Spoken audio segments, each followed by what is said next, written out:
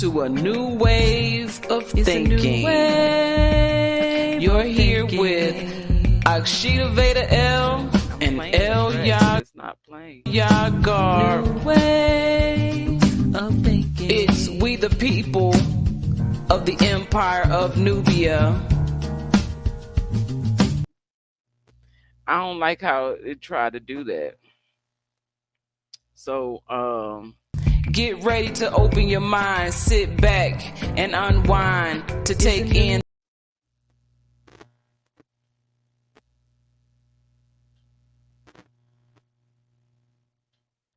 did you do that? Discussion to prepare us to win. We are sovereign. We are law.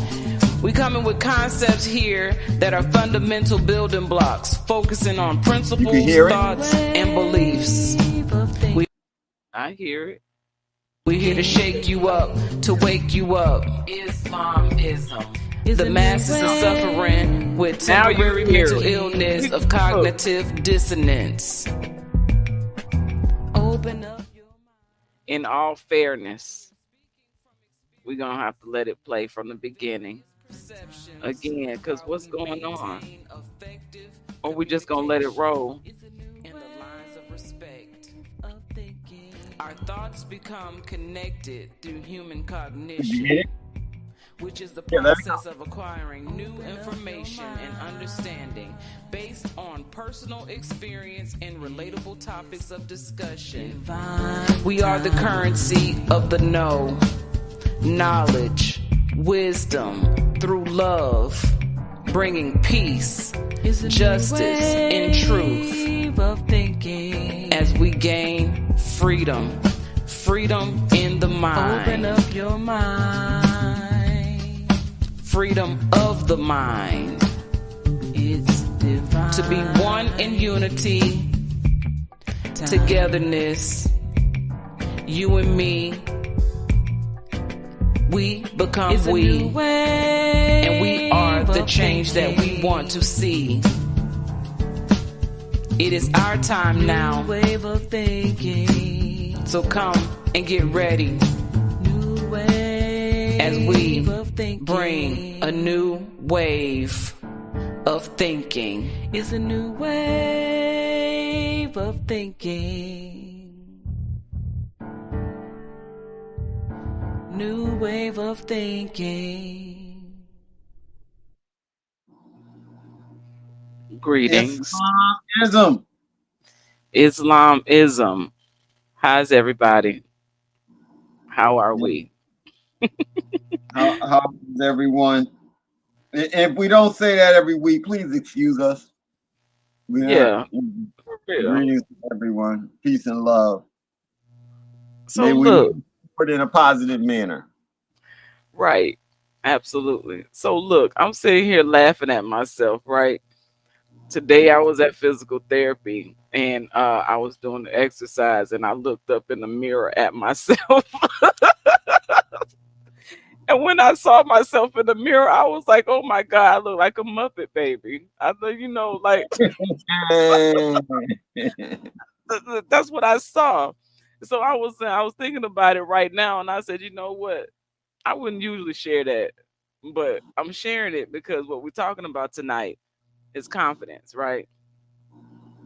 Confidence in self. And so even though I found that to be hilarious and I was laughing to myself and I'm wondering if they saw me laughing because every time I looked up in the mirror after that point, I saw a Muppet baby. Okay, so the more I laughed, the more and more my face seemed to form into this Muppet baby character. Which Muppet character do I you don't think know. you resemble? Probably Fonzie.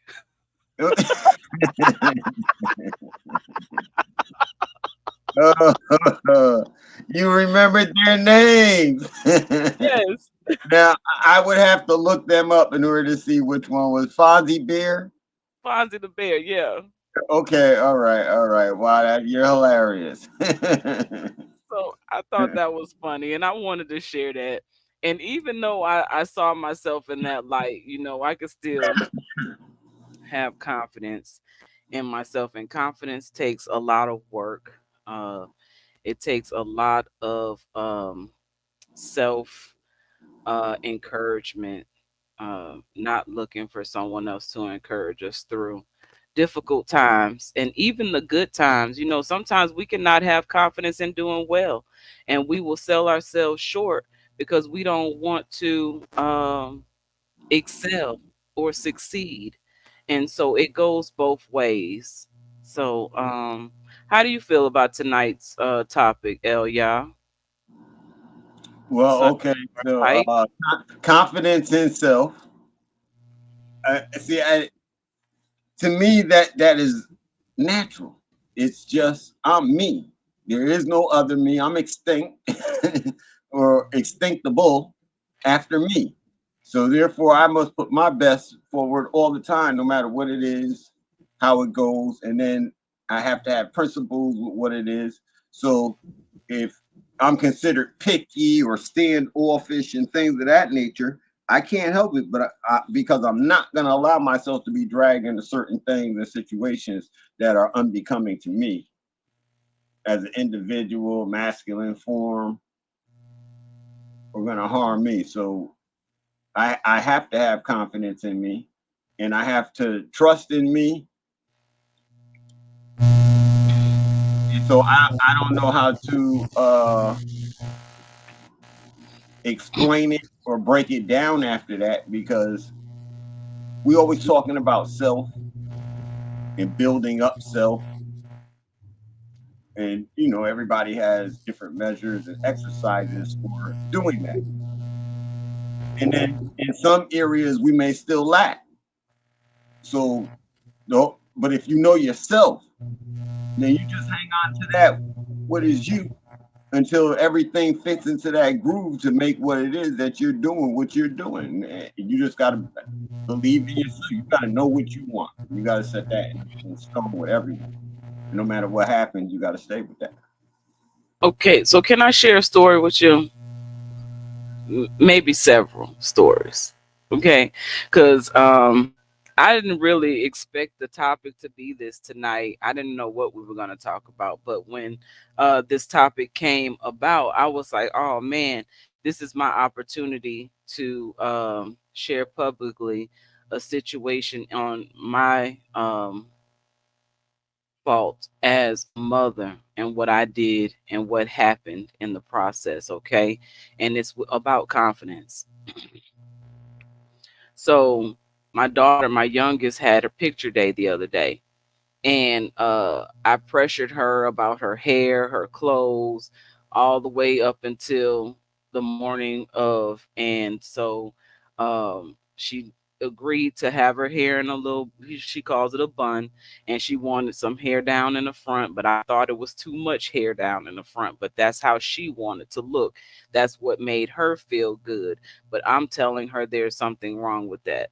And so, or making her feel as though there's something wrong with that by second guessing her, still trying to do it the way I wanted to see her, and all of this. And so when we got to the school, I'm so embarrassed. But when we got to the school, there were these little girls. They had their little bows in their head and their little, like Easter Sunday dresses on for picture day. And I know my daughter wasn't gonna do all that, but I was just saying to her, I was like, see how they're coming to school to take their pictures, and she immediately drew in, and she held it together though very well. Uh, and I was amazed that she held it in the way she did, because I got a message from her teacher that she refused to take the school picture. And I immediately knew that I was the reason why she refused to take the picture. You know what I'm saying? So I broke my own heart the other day by hurting my daughter's confidence in taking the picture. And so I messaged her teacher, please tell her that she's beautiful and her picture will come out good. And her teacher went into, encouraging her, and she eventually took the picture. Um and she felt good about taking the picture. She made her choice to take that picture. But I want to ask the question about what about this society that this society of unrealistic standards of beauty that we exist in. And um I've had issues with confidence growing up. And so those things that were pressured on me, uh I have these indentions here in my hairline. My grandmother couldn't stand them. She made me know she didn't like them, and so I was always self-conscious about that. And so we sometimes repeat the treatment that wasn't beneficial to us and towards us as children when we become mothers and fathers, parents, or just, in in the example in the eyes of youth who are learning in whatever position that is. uh we live in a world that deals in unrealistic standards of beauty. And so in addition to what I've said already, I was in the army 12 years, and you have to be a certain height, weight, and measurements to pass. And if you don't, then they do what they call taping. They tape your neck, your wrist, your forearm, and your abdomen and your hips. And if you're not within those standards that they have put in the book for, this is the standard for body type, and you don't fit that body type, which I don't fit that body type because I have a little neck, little wrist, little arms, and big hips, and smaller waist. So I don't fit the standard of beauty that the world has formatted. You know what I'm saying? So I had an issue with my appearance and having confidence in myself because of this standard and how this world views. So I just want to say, having confidence in yourself takes work, and it's a process, and we have to go within ourselves to find it before we can expect other people to find it. And we have to also be cautious as to what we say, especially to young impressionable ears, um, and how they see themselves. So that's my truth.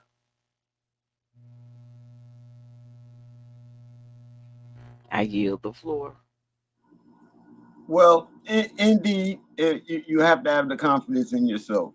And so, like, when I was a child, and I always talk about how beautiful my parents were, right? But that don't mean we didn't have drama. My dad was around until I was 16, and mama had to tell him to go. And throughout the time, we wake up in the morning, he was always yelling. And from that right there, I didn't like that at all.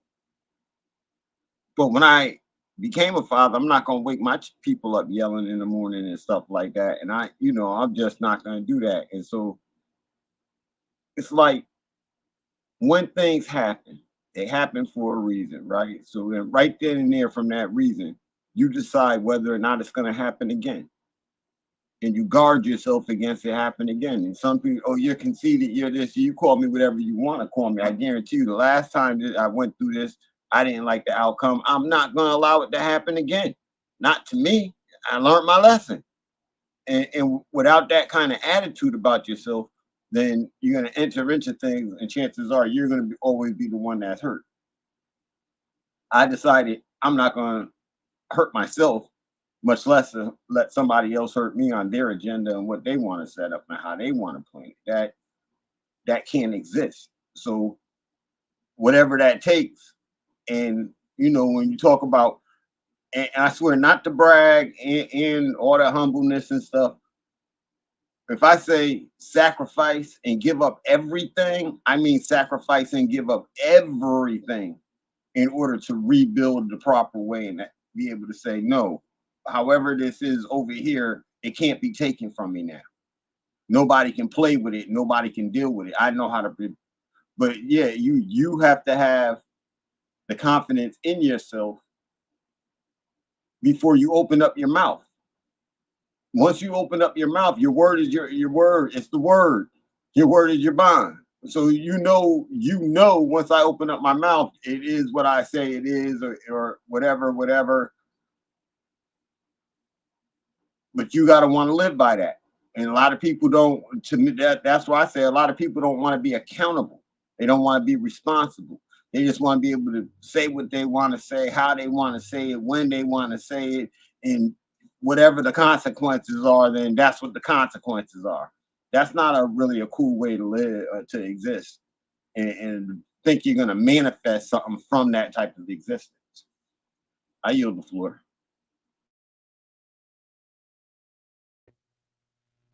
Yeah, well, I mean, to manifest, you can manifest on all types of energies. It's just a matter of if that's not what you going for, you have to speak what it is that you want into existence rather than those things that you do not want. Because if we focus on those things that we do not want, we ultimately attract those things rather than the opposite. So after you speak it, then you have to be about it. You can't just Right. speak it. You have to be. You got to put the work in after you say it.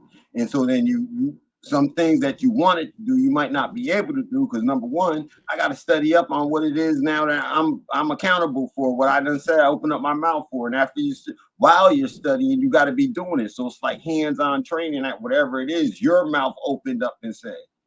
Once you say, Mhm. oh, I would like to do that, I want to do this, the question becomes, well, then how come you're not doing it? What's stopping Okay. you? What's blocking you? So now let's get you to that level where you're doing it. And Right. for me, it should be something that you like, that like you wake up in the morning, like, all right, so uh I got a prime example. go ahead.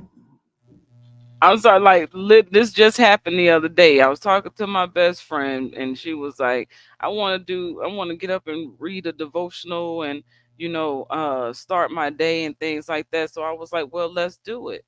And so I pulled out my women's devotional Bible here, and I just opened it up to Psalms, and I found it was Wednesday, and I found a day for Wednesday, and she was like, that was right on time. It was perfect for what I needed to hear. You know what I'm saying? And so, just like you said, when you speak something, you have to then go into action to do it. So now I'm like, okay, um, when she calls, I'll be ready to do that with her before we get off the phone. You know what I'm saying? Find the day and then just do that with her. And she usually calls me early in the mornings, and she gets me going and gets me up and into, you know what I'm saying, starting my day.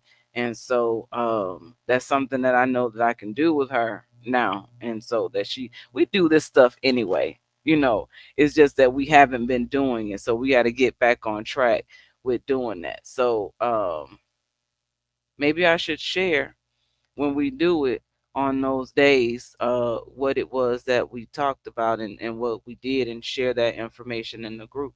I could do that. So Yeah, you. yes, man. And I was gonna say on my personal level. So I started trying to play the guitar a year ago. And I just got a violin. And so doing the bow with the violin and all that, it's tricky and stuff, right?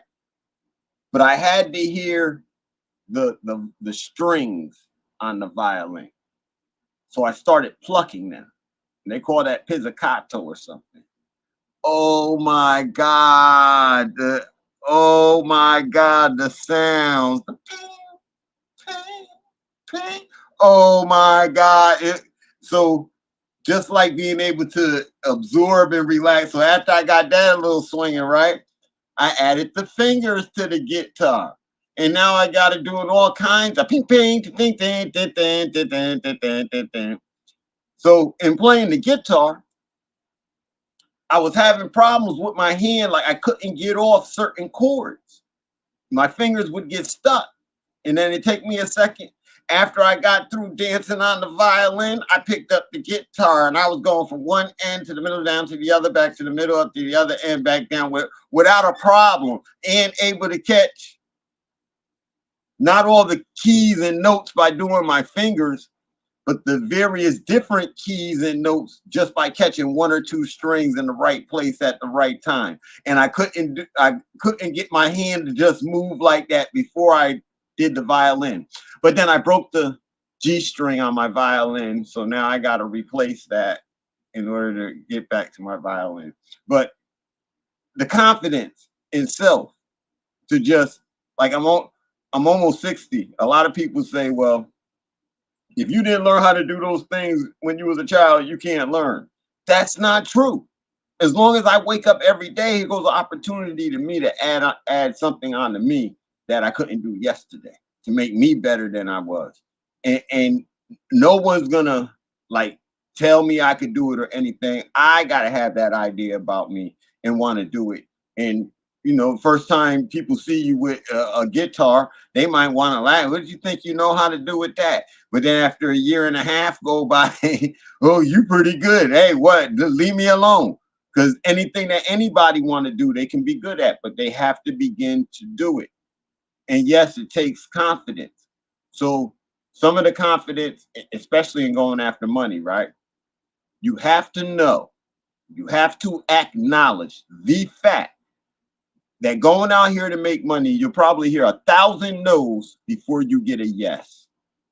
Some people say 100, but let's multiply that times 10. You might hear 1,000 no's before you get the yes. And when you get the yes, you'll feel so satisfied with that one yes that you will then have the courage and the ability to go out and get more yeses on a more consistent basis. But if you don't start the process, like you don't fail, you fail to learn. You can't fail at anything. It's a learning experience.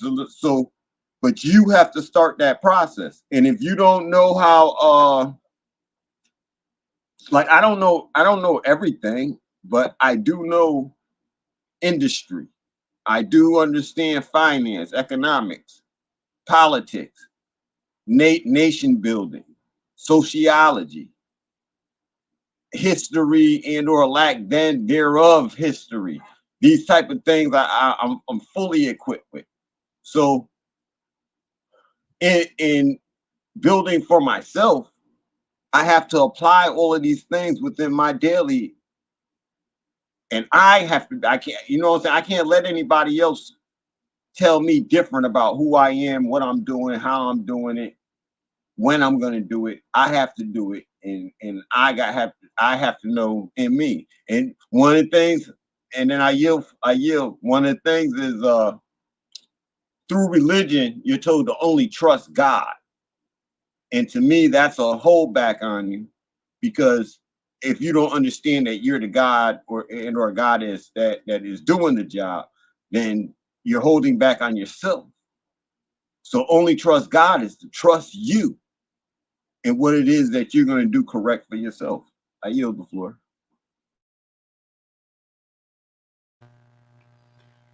Absolutely.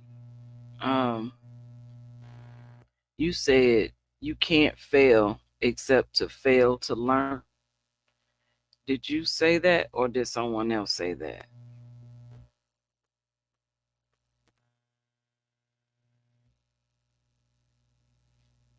Let me see here. You're mute. You're on mute. I don't know where, I don't know if somebody else said it, but I know somebody else said this. You don't plan to fail, you fail to plan. Okay, So, yes. so that's just in that same realm. Okay, of now thought. right, no, I like the way that came out. And so I right reason why I asked is because I created it as a quote by you on this episode. So you can't Okay. fail except to fail to learn. You never heard that before, I but can't you say I did. I can't say right, I did. but you said it. So that's now a quote of yours. Okay, Um, thank you. So it can be coined as a phrase, is what you're saying. yes, Yes, ma'am. So we coin it right now. yes. Yes. Okay, and so I was curious, what was it about the violin that helped you with the guitar? Like, what was it in the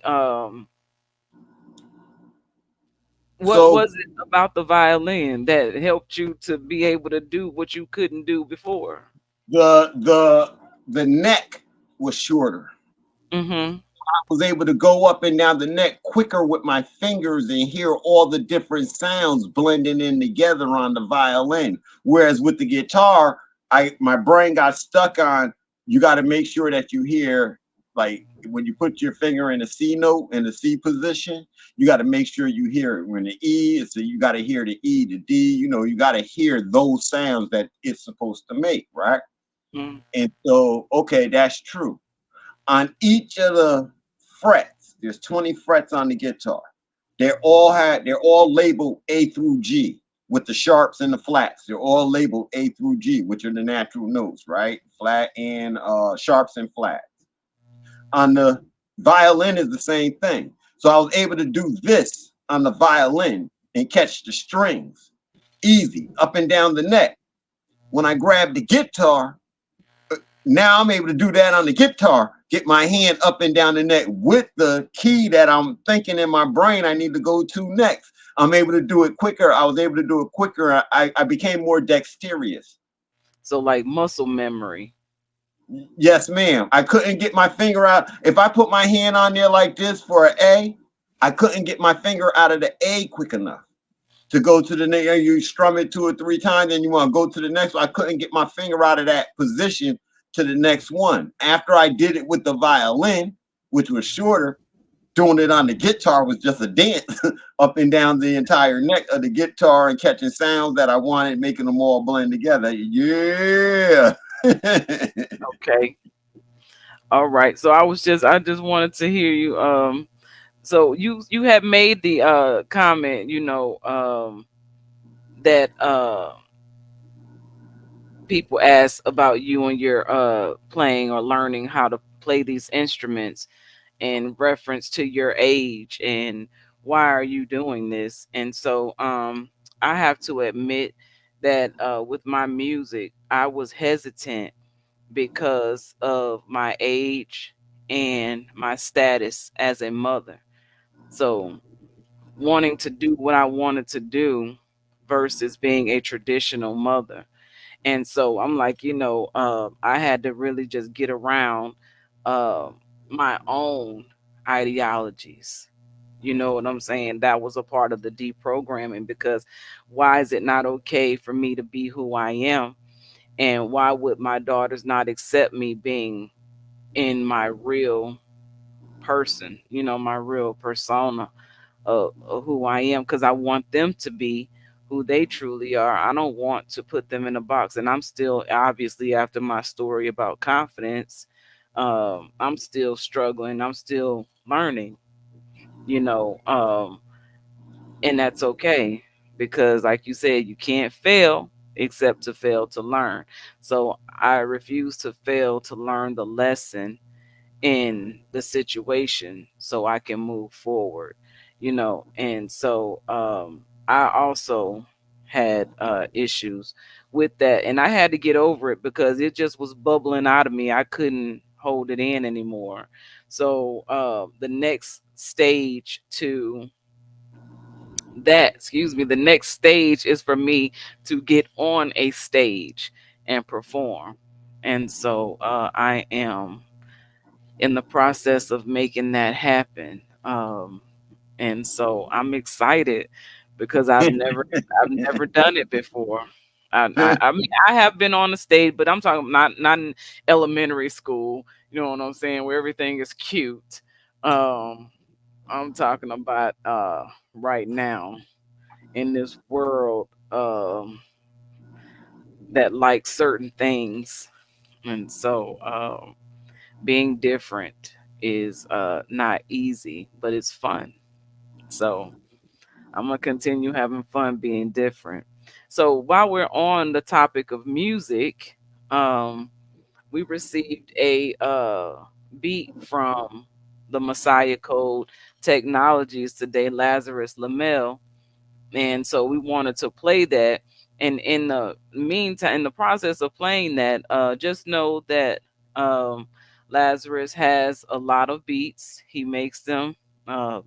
And you can contact him, um, find him on Facebook or the Messiah Code Movement or Technologies on YouTube and Facebook, TikTok, and all platforms basically under the Messiah Code. So we just wanted to share his music. And so here it is. Let me go.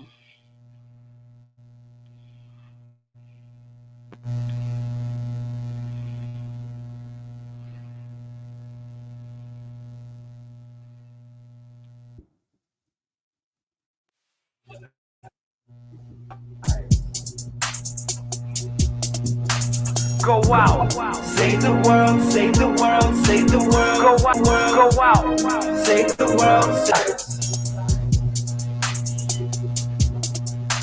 Go out, save the world, save the world, save the world. Go out, save the world, save the world, save the world. Go out. I feel like that I can save the world. Go out. I feel like that I can save the world. Go out. Save the world, save the world, save the world. Go out.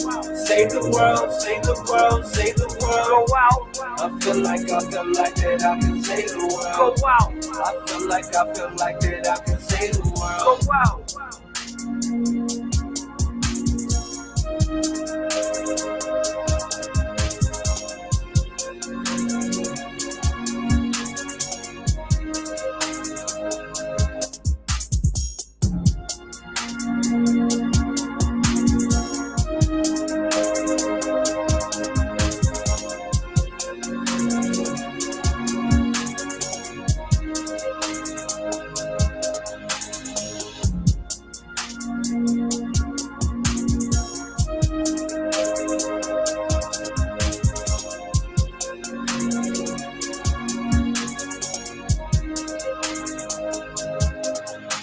Go out, save the world, save the world, save the world. Go out, save the world, save the world, save the world. Go out. I feel like that I can save the world. Go out. I feel like that I can save the world. Go out. Save the world, save the world, save the world. Go out. Save the world, save the world, save the world. Go out. I feel like that I can save the world. Go out. I feel like that I can save the world. Go out.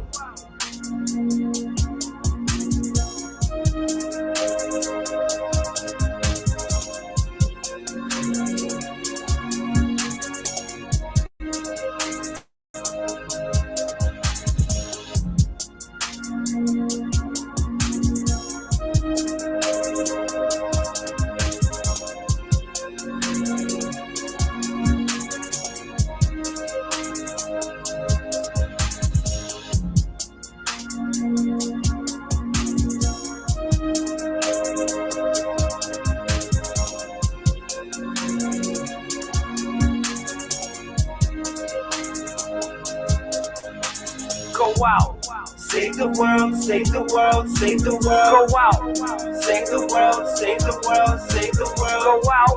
I feel like that I can save the world. Go out. I feel like that I can save the world. Go out. Save the world, save the world, save the world. Go out. Save the world, save the world, save the world. Go out.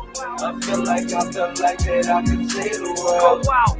I feel like that I can save the world. Go out.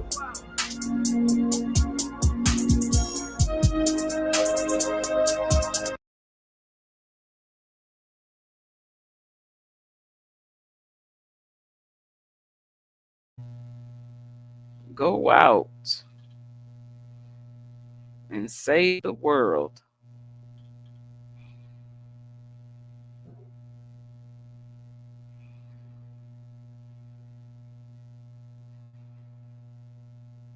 I like that track, Lazarus. I think I Islam, might. that's fire. Yeah, I I think like I'm that. going to use that. Yeah, that's fire. That brother put that together, and we have a lot of music availability to music through the other Moors, and that one I sent you with 15 tracks in it. I didn't get that one. Okay, all right. So I forget the name of the group right now. The Canaanite Moors. You want me to play something from them? Yes, ma'am. They gave us permission to play their music too, and that's where I found that young sister at. That light skinned sister that I played the other week. Yeah, I wanted to hear that. She's like fourth or fifth one down inside their list. Canaan Land Moors. All right, Canaan Land Moors. Yes, ma'am.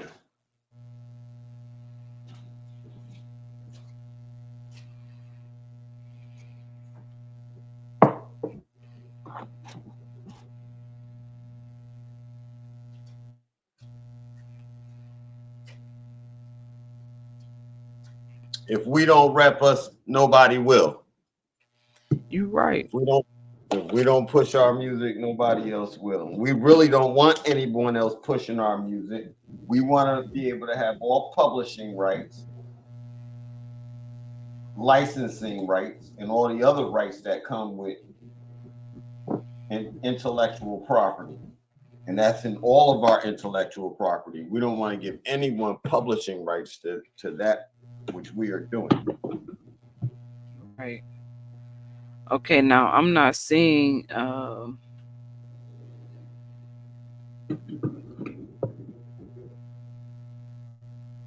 gotta know the name of the song. No, but you do see a list of Canaan Land Moors, right? Yes, they got a whole lot of stuff. Yes, ma'am. So go ahead and play anything by them. Okay. It don't have I was just stating that she's in there. You don't have to play that one. They have a whole lot of stuff. I don't know what's music. Yeah, I don't know what's music and what's. Oh, all right. So are you in YouTube to pull up the music? Yes, I'm in YouTube right now. And so you don't see any videos, music videos, or put Canaan Land music, and then this way, and let it filter through Canaan Land music. And all I pushed was Moorish music, and then I get list of. I see now Moorish music popped up. Okay.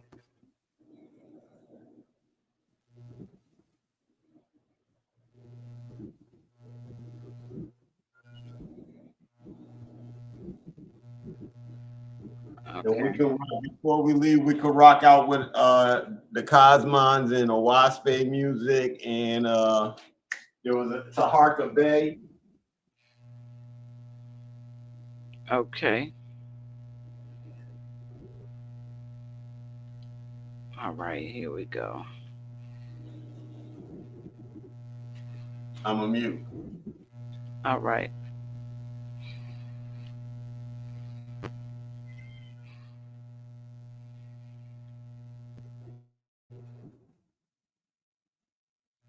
It's real thugs in the hood. They get you for that. Easy. And back in the day, the thugs would rob you and be in the club with you like, what up, son? They wouldn't even run. You see what I'm saying? Try getting this back, son. Yo, how does look on me, son? Because real gangsters do real things. So for all you young MCs out there, understand the words come out your mouth are vessels of thought. and they have magnetic power to them. So if every single word that comes out of your mouth is, I'm a gangster, I'm a thug, come test me, come test me, come test me, come test me, come test me, come test me, and you drawing it back to you, and real gangsters will come test you. And you don't want that. You see what I'm saying? So you got to be careful of what comes out of your mouth.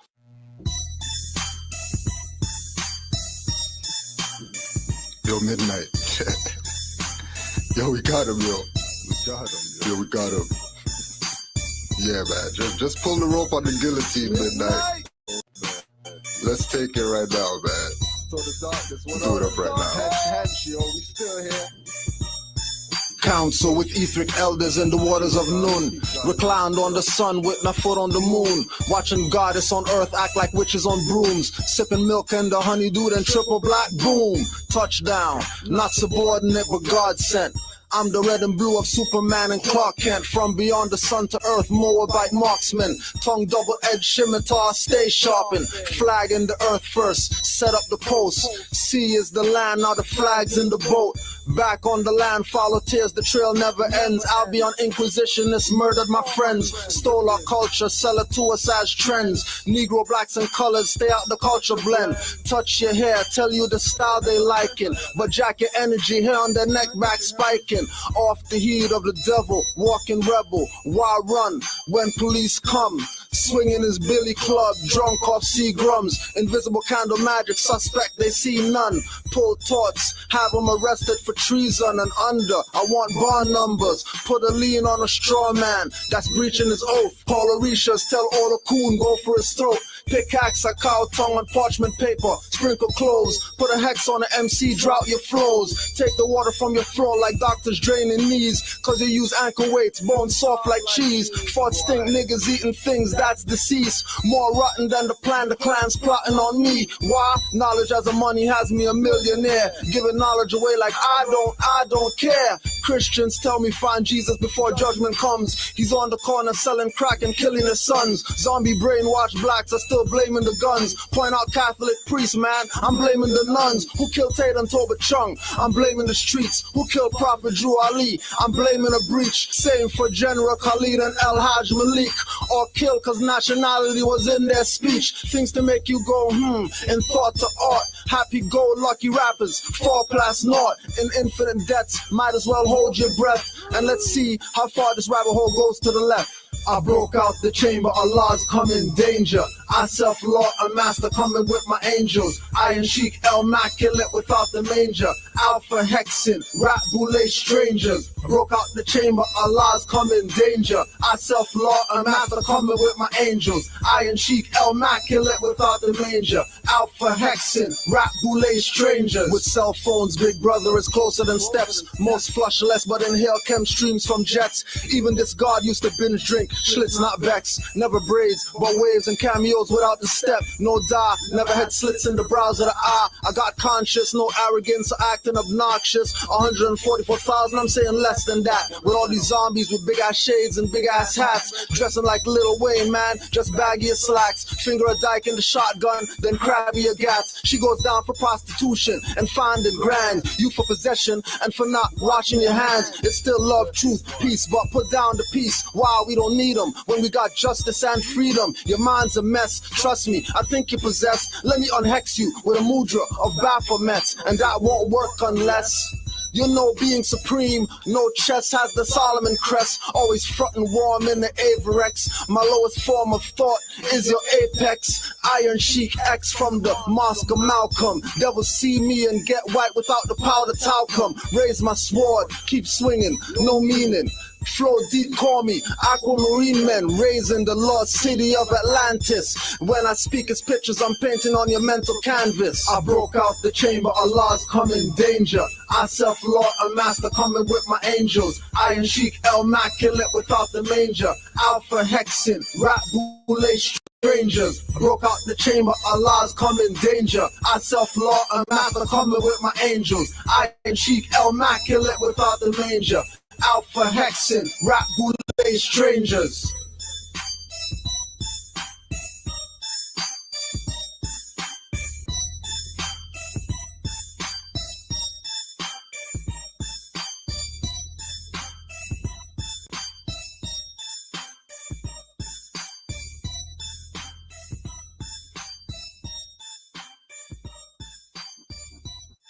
Islamism. I self law and master.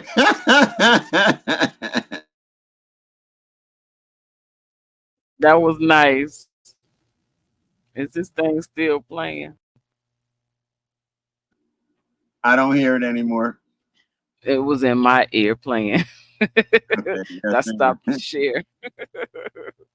That was nice. I like that. Yes, Okay. ma'am. So now I know Yeah, where to find it. I just go play Moorish music then and find some stuff. Yeah, that was a good one, right, Sasha? and so Yeah. this is what I'm saying.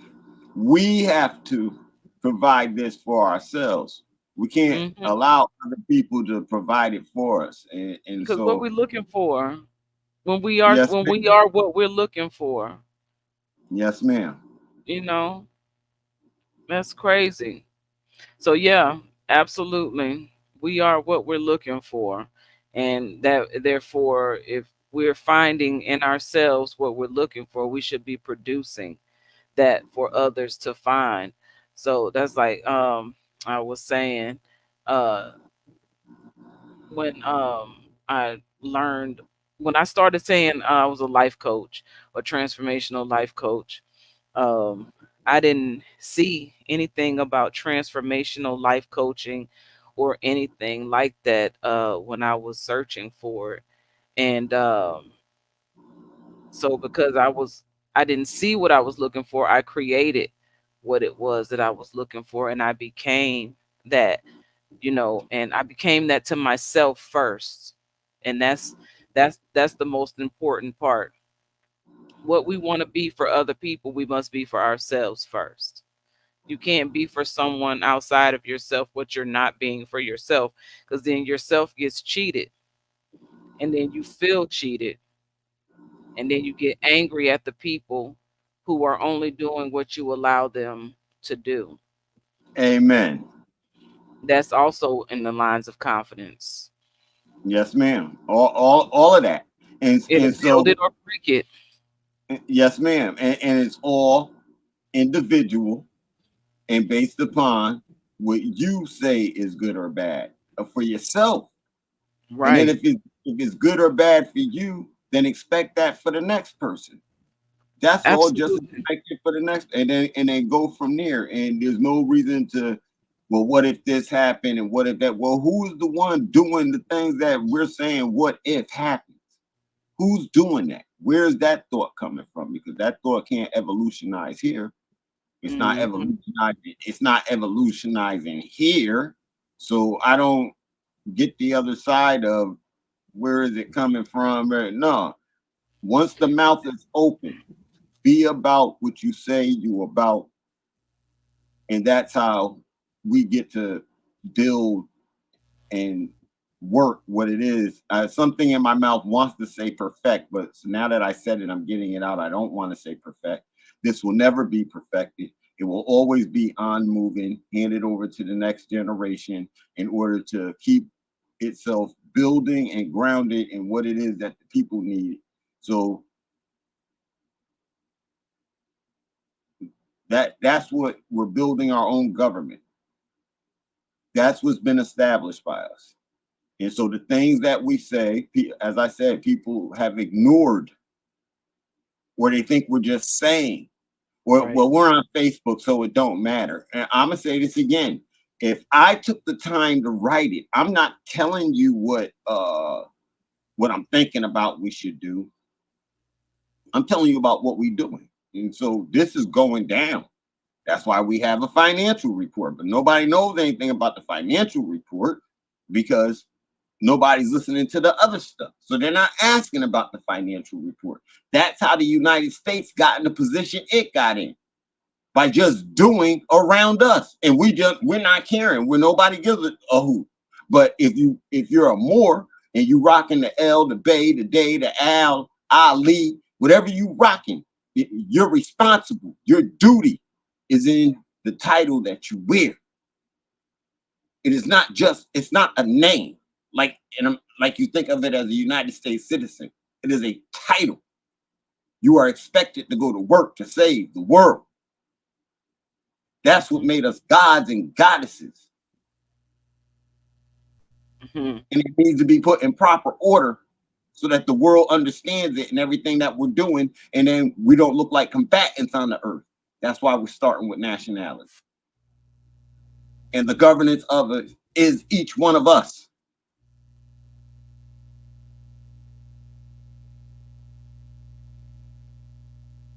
Okay.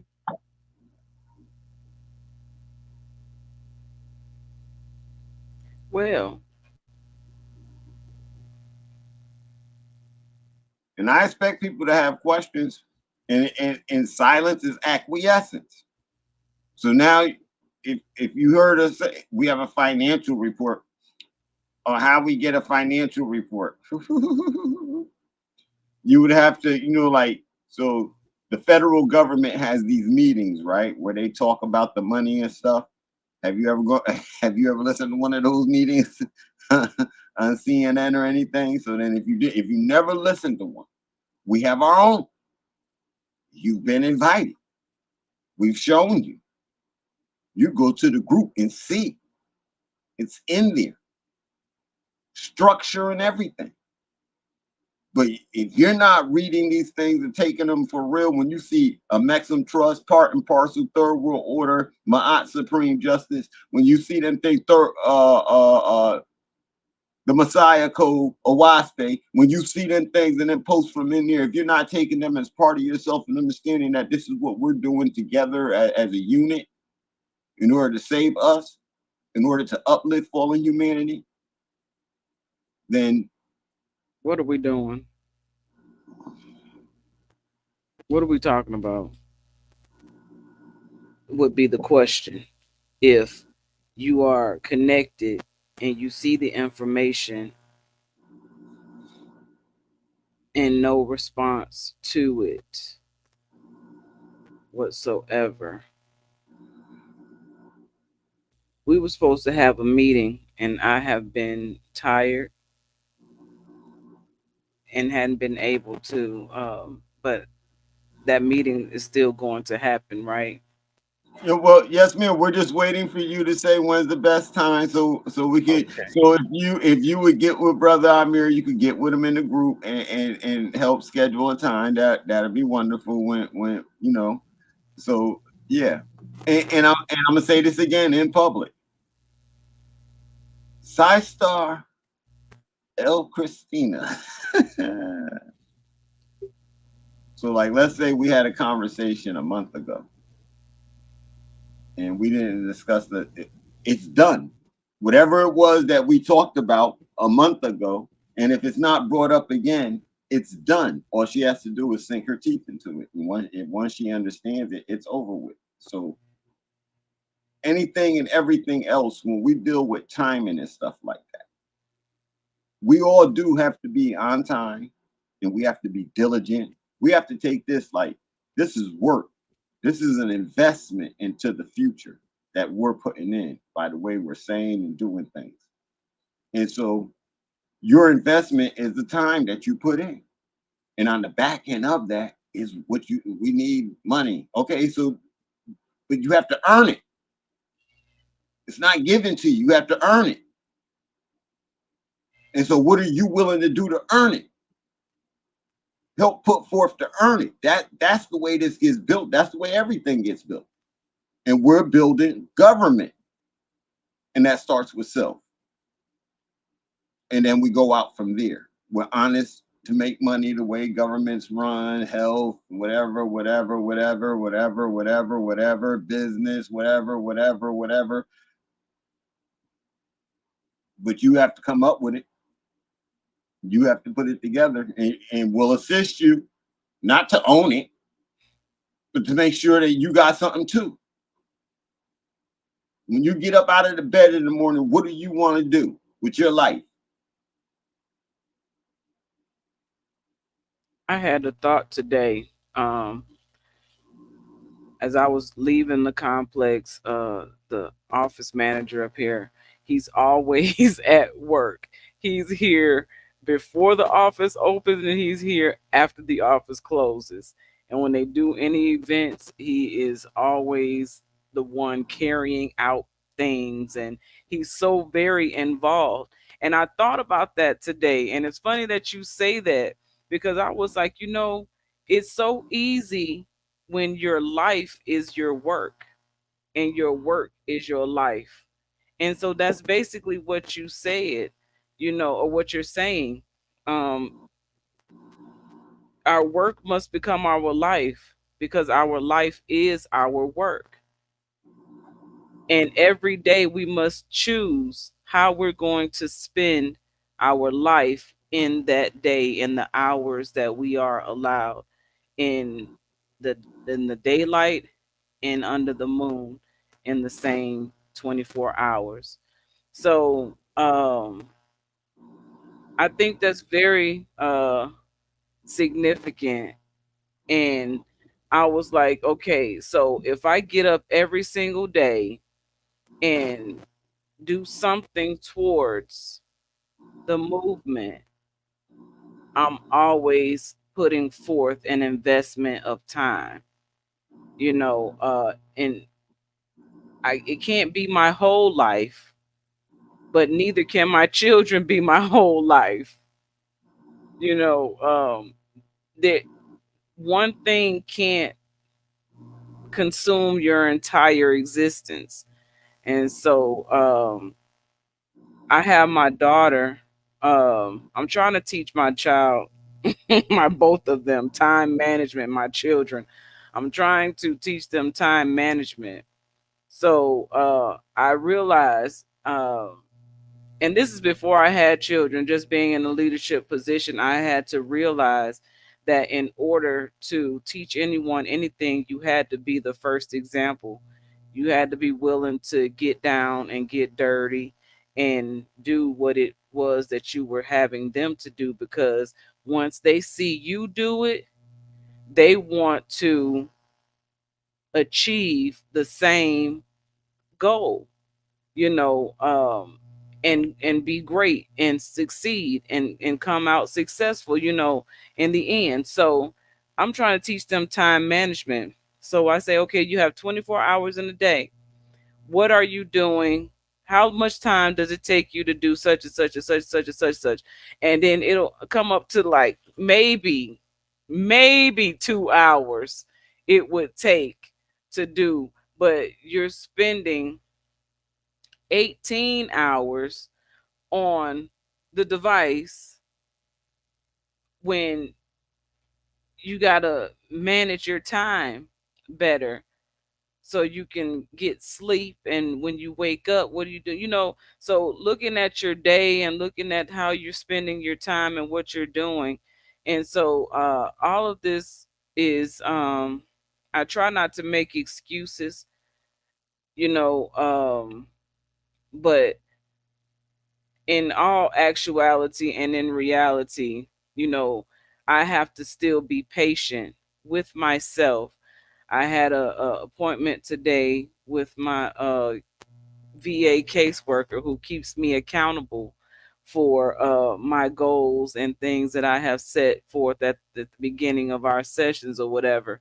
And I tell her thank you for being who she is and helping me to be accountable, and we all need that, you know, um, in our life. And not that I can't do it without an accountability partner, but isn't it much greater with an accountability partner? Someone that you can say, hey, this is what happened, and they're actually tracking your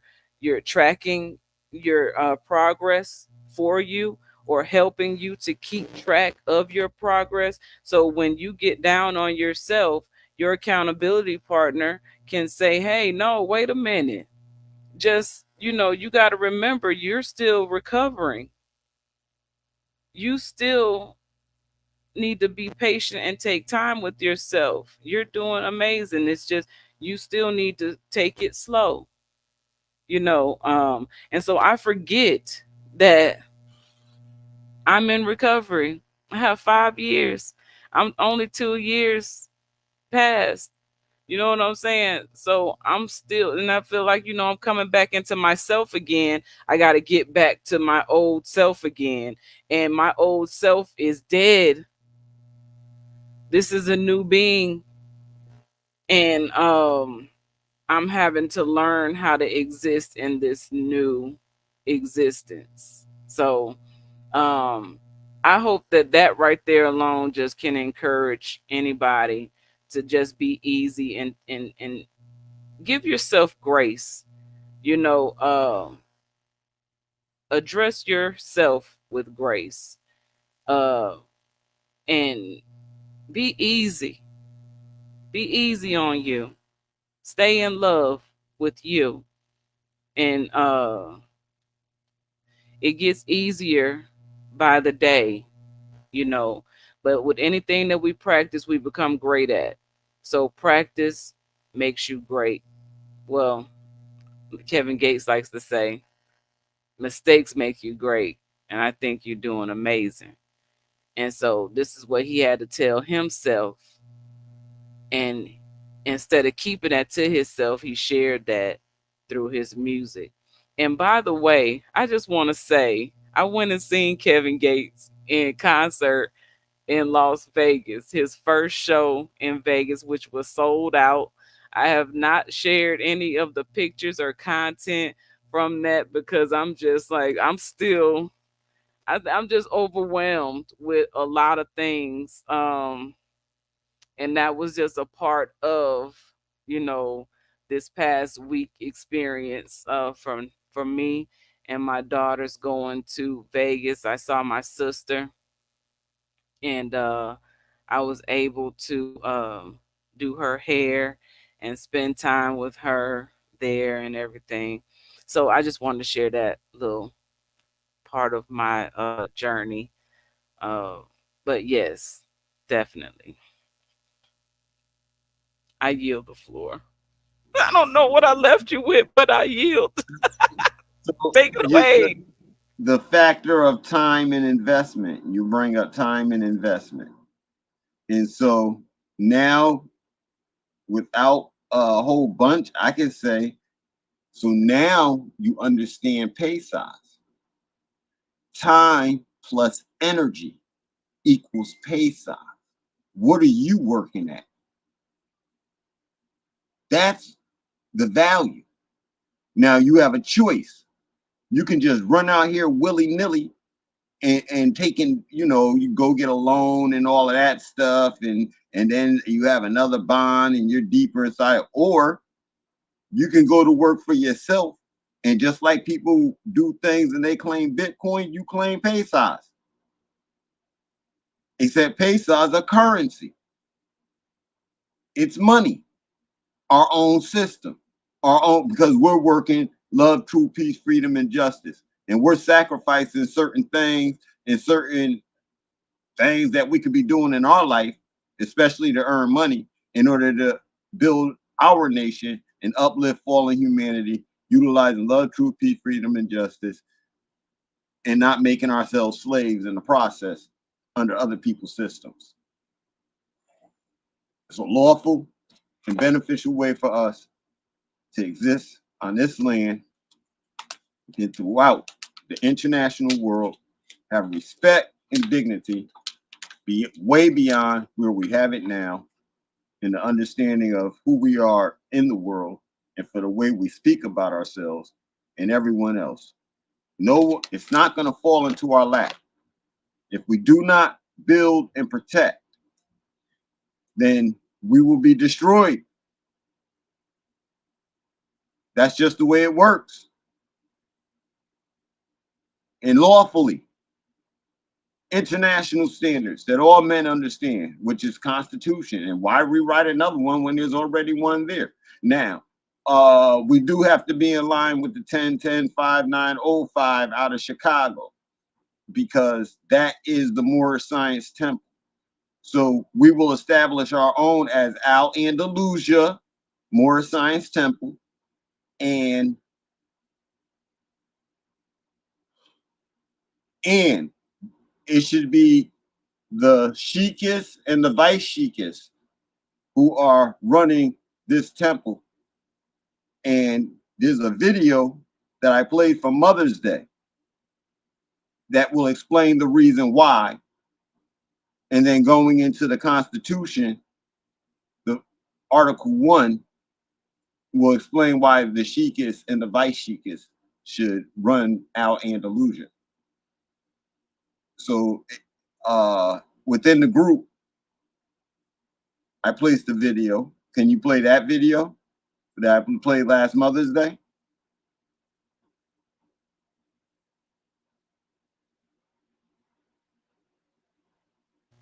I'm gonna go in and find it. Let's see. Okay. Hold on. Oh wait, I'm in here. I'm not. I don't want people to think I'm just like making stuff up. I'm just thinking of stuff and saying it. I want to show them that what I'm saying is within the laws of everything that we claim to be living by. Okay, video. It says Grand Rising, Happy Mother's Day. Yes. It's a picture. It's your picture. Let's see. It's a picture of me. Oh no. Just because it came from your profile. That's not it. Is there a sister sitting there with a white turban on and a green dress? Okay, hold on. Okay. No.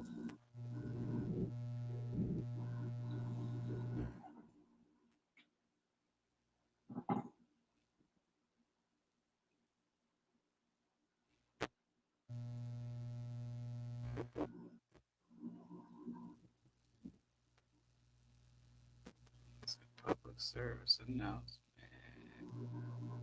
Let's see. See, Rise of the Moors.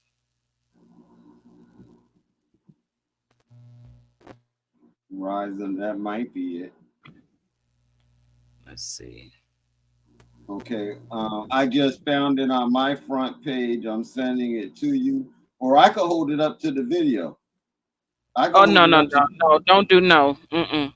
That don't come through very clear. Okay, hold up. Then I'm tagging send you. It a new wave of thinking, because I'm in there right now. Okay, hold up. Let me get out of where I am, and then forward it to the group.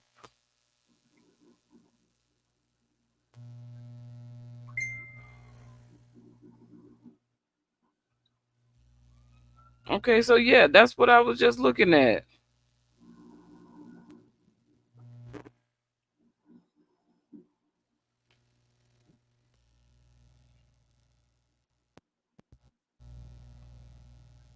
Okay, so let me share with you so you can see what I'm looking at.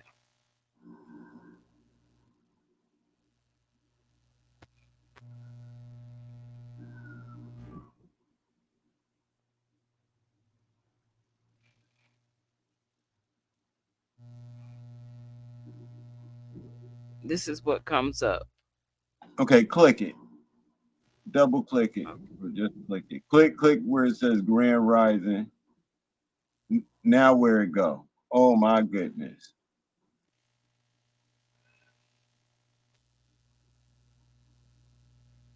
Yeah, I said great post to it.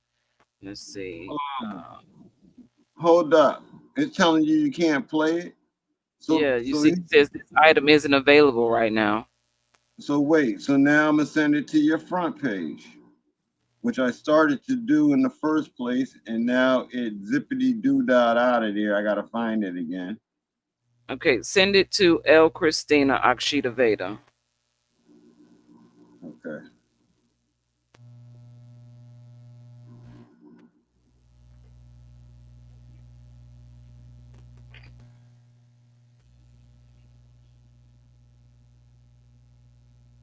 So now they put like 200 more posts in front of it now to make it harder to find. And now we're talking conspiracy theories, because you know what? We never really ever discussed that one show that got cut off. No, you're right. We did not discuss that. Episode 14 to be precise, with the Owaspe uh, brothers. They came on and we had a very enlightening conversation, and somehow just disappeared. the next day it was gone. The next couple days it was gone. I didn't even get a chance to look back at that video. And I think it had to been the next day because it was like I didn't even get a chance to look at it. No, we didn't. And Sunstar Daryl Cosmo was like, and that video is gone. We said some good stuff, huh? Yeah, that video was pretty. I mean, it got pretty good, and then we even went on after Daryl Cosmon got off. We continued on. So yeah, it was very good, that conversation we had. Alrighty. They're playing with me. They're playing. They're really messing me over. But I'm getting to it now. Okay. El Christina Exita Veda, right? Yes, me and my daughter's on the picture. Okay. I see.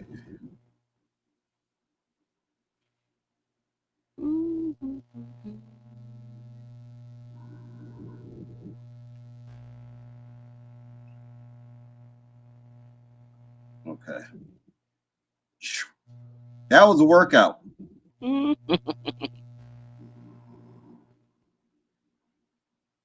you can't find it, it make you feel stupid. It's like, yo, I know it's in here. What's going on? Well, I can't find it. No, that's just one of those things. You got to have patience with yourself. I didn't even realize it was broadcasting on Facebook. I was on there.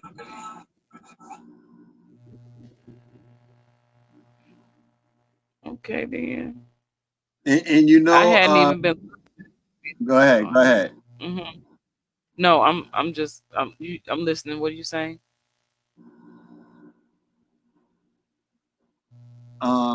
I look forward to the opportunity to interview Dame Dash.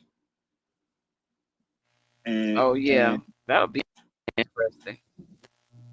And he will not be asked questions about Aaliyah, Jay-Z, anything that's popular in the music or all that out there. We wouldn't talk to him about that.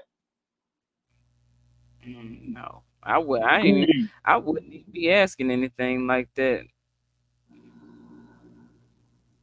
Congratulations, brother Jesse, on your nomination to do what it is that you're doing.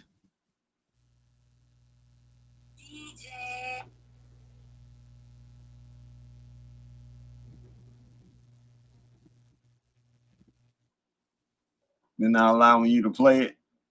No, I don't see it. You sent it to my I don't have it. Okay, hold up. I just looking at a video I had did in 2016 that popped up. But yeah. Okay, wait a minute. Let's try it like this.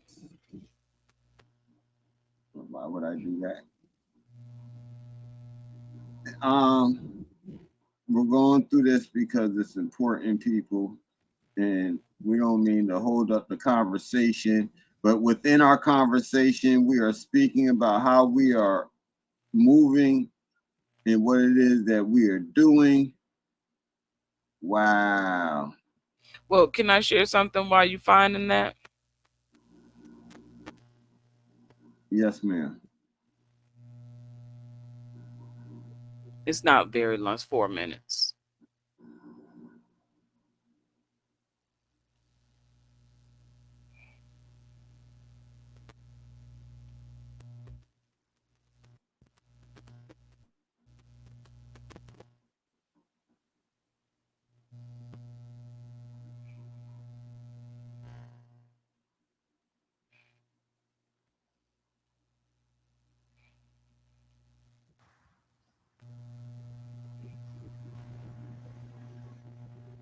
Hey, everybody. I was just thinking about labels today, and I'm just wondering, how often have we been labeled by other people, and how often we label people, and where do these labels come from, and who says it's right? So, I guess a lot of my situation, well, a lot of what I'm basing this off of is, I have a 7-year old and a 3-year old, and they are some busybodies. And my 7-year old decided about a year ago when she was 6 to lock her hair, and it's something that I've always wanted to do, but I didn't really have the courage to do it because of labels and how locked hair, how people label those who choose to lock their hair. It is a statement. It is a personal stance. It's personal, in nature. Locking of the hair, and I think it's a beautiful thing. I love locks. I love my locks that are developing right now. But I guess and with my 3-year old, she's had some issues with her hearing and things of that nature. So with those barriers going on with her, it seems that people throw labels on her, and it's been that way since she has been, born. Well, not born, but when she started going to daycare, something's wrong with her, and they kind of put them off like something's wrong with them, but that's not the right attitude to have. So I guess what I'm trying to say is, let's put away labels. Let's stop labeling people, and just see people for who they are. Get to know people for who they are. Go beyond the surface of people instead of just judging people just by the first sight, or because you don't know people's story. You don't know anything about what people have gone through to get to where they are, yet they're being judged based on what the outer appearance looks like. Everybody has a process, so let's not label. Let's look at labels, and stop accepting labels. How many of us carry on through life holding on to labels that were placed on them as children into adulthood, and you don't see yourself outside of those labels? Labels are defining. If I'm labeled as deviant, or labeled as, not, or least likely to succeed, then I can believe those things about myself and not be driven to succeed because of those labels. And sometimes labels are put on children by their parents, labels are put on children by their teachers, by other kids at school, and things of that nature. So let's be cautious of labels. Don't accept labels that are placed on you, and try not to label people. And so I guess that's all I got. Labels, no labels.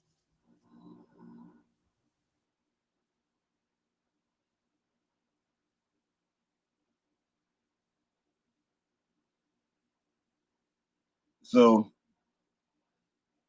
labels.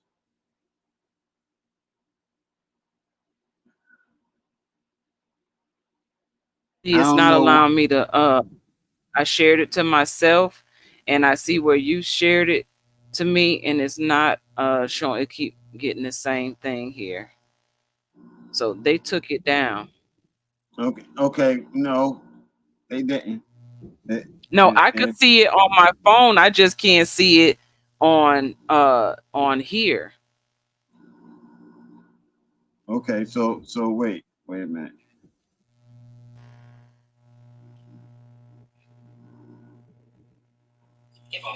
And the following forces, thank you. We can hear it. That's right. I was about to say something else. Yeah, but you only enforce that, which was later. You only enforce. See, that's the whole thing. People think that, when we get this information and we're trying to disrespect and throw out the sun, no, everything has to be in order, because without that, then it becomes a real problem. But I've met women that say, yeah, the man runs the house. And I'm like, well, that's a messed up house, because there's no man that runs the house. I mean, if he is running the house, ain't nothing happening. It ain't right. It's not right. Because she's the lawmaker, the lawgiver, and you're the law enforcer. So that's the way that go. Now, she want to make you pretend that. I think I got to hide that part from my wife. I bet you do. Because you're the lawmaker in the house.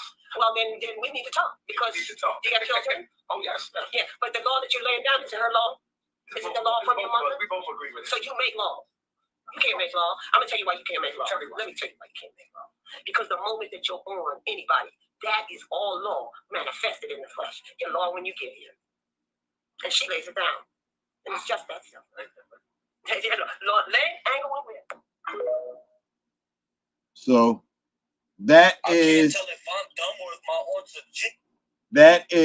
the Islamic perspective, Islamism perspective that we live. So if the home isn't right unless she's laying down the law, and Article 1 says that the sheikh is responsible for law and making law, then let's make the home right. And that home is run through Ma'at, through the feminine, standing in as the sheikhess and the vice sheikhess in the temple. Friday nights at 7:30. Sunday school starts at 10, and they some places run Sunday school all day. We don't have to do that. But those things need to be provided. And it's a simple operation of running the temple. But those are the people in position to make law. And so then let's make law. Let's be about the law, and let's follow the law, and let's put it in order. And no matter who the side stars are that are the sheikh and the vice sheikhess, I am the chairman of the board for Al Andalusia, Moorish Science Temple of America. And my seat is known as the seat of Caesar. It is the office of Caesar still, as the chairman of the board for this position. And then Secretary Ray, we need for the temple to be in line with Moorish Science Temple of America and the operations. And I say in our temple, we suspend donations. I don't want to hear anything about taking donations when we're building our nation. So then therefore we're doing the pay size in which our government is rich based off our daily actions of what we do, and poor based off what we don't do and what we don't apply. I yield the floor. That was a powerful message that Side Star spoke, and the way she put it down, it was very clear. And so I was like, okay, yeah, I can get with that. That ideology is what it is to be in the rise of the matriarch. And so the matriarch does not exclude men. And just like the woman stated, the woman lays down law when she gives birth, because we are born into law. Islam, I self law am master. I self law am master. And so to know that is to be that. To be that is to know that. So that's where I'm standing with it. And I agree. And so we gotta make it right. And we're all wrong until we all get right. So it's not about black and white, it's about right and wrong. And if we can get past black and white, we can get to the truth of what's wrong and what's right. And are we contributing to rightness or wrongness? And we should all be accountable for self, and also be willing to be an accountability partner. And not only be willing to be an accountability partner, but be willing to receive accountability, tracking for your own situation, for your own betterment or success. And the thing is people get so in their minds with and out of control with being in control. But the only person, the only one you should be in control of is yourself. I can't even be in control of my daughters. No matter how much I try, I have to relinquish control every single day and get into what I can control for myself. I can control what I eat, what I drink, you know what I'm saying? What I wear, what I do, and what I don't do. But if I'm so busy worried about everybody else, then I can't be worried about myself. And then I'm not allowing them time or room to grow so they can learn these things and be independent. And so I've had a lot of issues in my life with codependency. And I heard somebody say, I was talking about this the other day, and then all of a sudden I turned my phone on. This man is on there talking about codependency is the addiction to helping other people. It's an addiction. It's an addictive mindset to solving problems for other people. But you can't solve your own problems, and you're looking for somebody to be you, to you, or for you, or you know what I'm saying? But you're not going to find another you. You have to be you, for you, and to you. And if you're not doing that for you, you can't be it for anyone else. And so that's when that attitude, that narcissistic energy feeds off of that, because now you want to be in control. And so, yeah, Jesse, righteous. We have to walk the righteous path. And on that righteous path, we must be righteous in our actions and our behaviors. And what is righteous? Doing what's right. Doing what's right. And so, yeah, I don't have anything else to say. I yield. So let's see if we can get this. I'm just going to try on my own. Give me 1 second. The 42 principles, laws, and orders of Ma'at is the baseline to understand as a matriarchal nation. Daughters of the matriarch represent mothers, grandmothers, and great-grandmothers of righteousness and truth. 42 laws of Ma'at. I will not do wrong. I will not steal. I will not act with violence. I will not kill. I will not act unjustly. I will cause no pain. I will not waste food. I will not lie. I will not desecrate holy places. I will not not speak evil. I will not abuse my sexuality. I will not cause the shedding of tears. I will not sow seeds of regret. I will not be an aggressor. I will not act guilefully. I will not lay waste to the plowed land. I will not bear false witness. I will not set my mouth in motion against any person. I will not be wrathful and angry except for a just cause. I will not copulate with a man's wife. I will not copulate with a woman's husband. I will not pollute myself. I will not cause terror. I will not pollute the earth. I will not speak in anger. I will not turn from words of right and truth.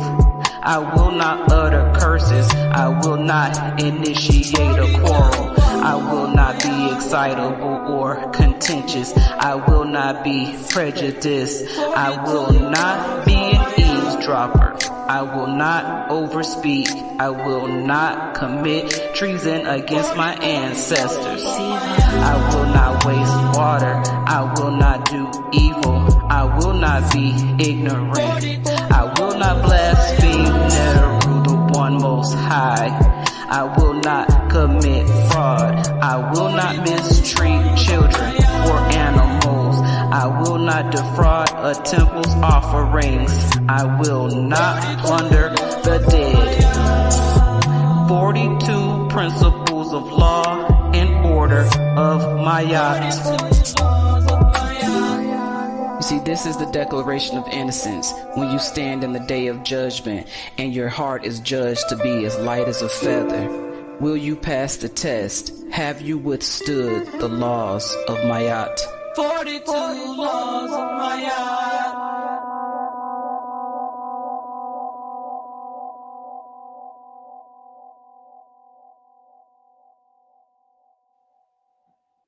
Islamism.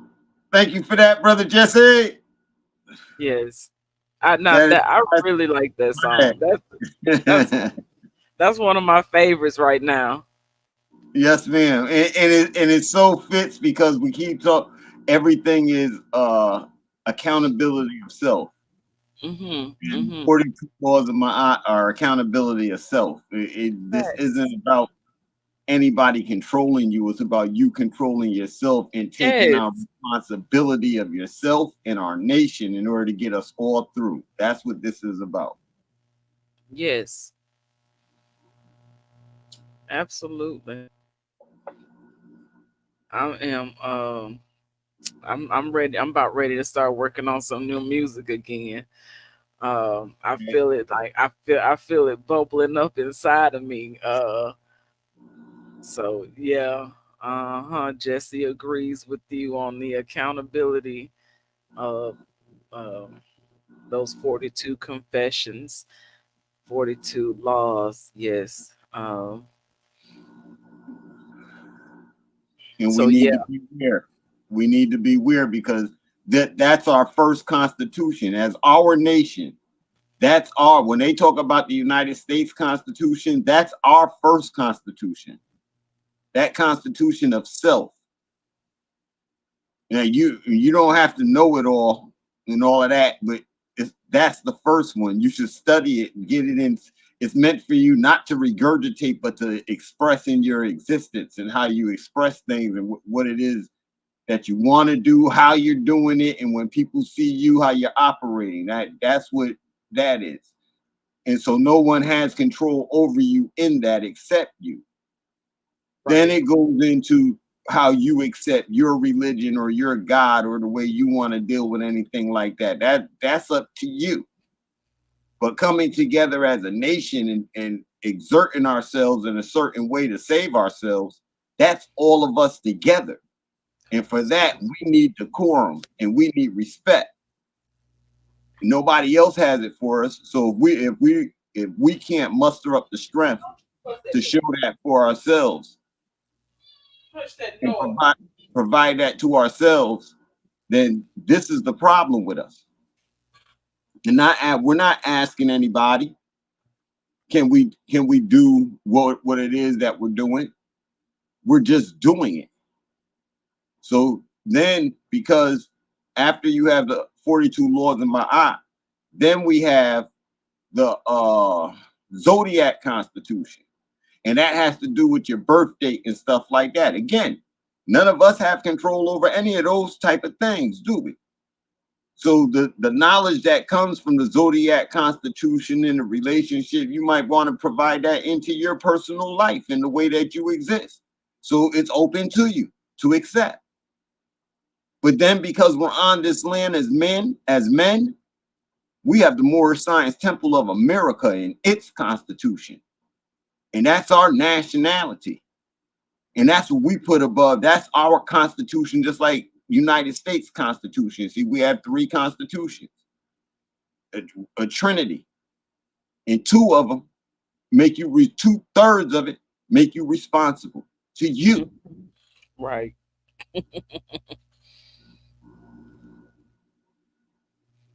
Right.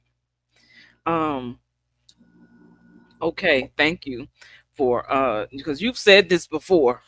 You laid it out. You have explained it. So that's where we started at the 42 laws of Ma'at. Now we have to work on the Zodiac Constitution.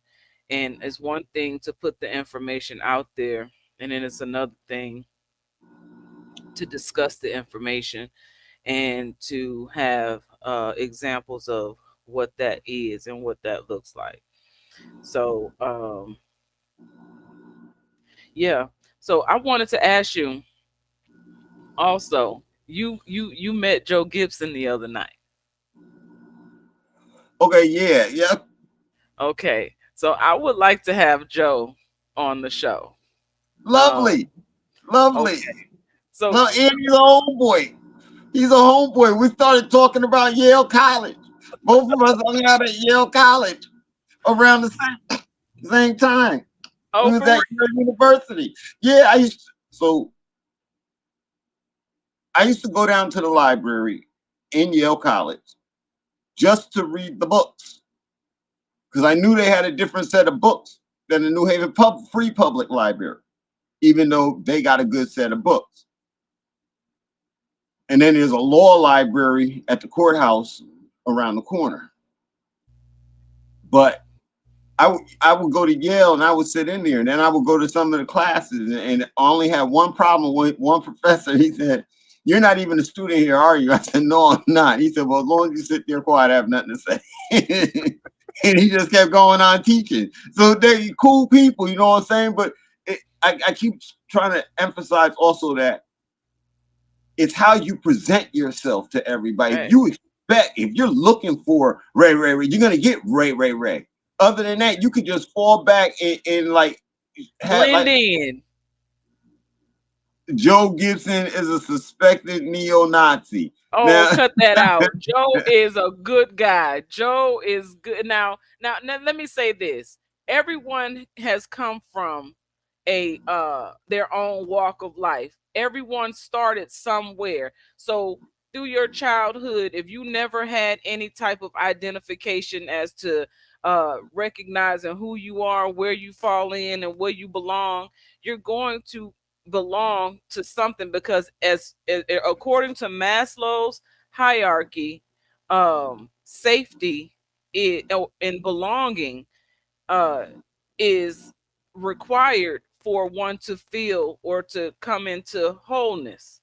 So if you never reach the point of belonging or that safety in belonging, then you're never going to get to self-actualization. So a lot of people get stuck there. So in order to surpass that, people get into different organizations and groups and whatnot, no different than the Black Panther movement. Okay. Everyone has their own walk of life, but when you become enlightened with information that surpasses our outer appearance and what we have been taught because of our outer appearance, or how we have been taught to see things, and then you can come into a common grounds with people, no matter what they look like. Joe Gibson is one of the first people who opened up their platform for topics such as Rise of the Matriarch and the Pan-African Intelligence Network to come on and express to people and use his airways and broadcast to be heard. And it's one of the first platforms that I ever spoke on. He literally has years of archives of my voice from the beginning of my time. So if you want to hear what he calls me, Arshaveda, if you want to hear Akshita and where I started, Joe Gibson is where you should start. And the name of his show is what's the name of Joe Gibson's show? I have it in my phone. Okay, so We live in something in the times we live in.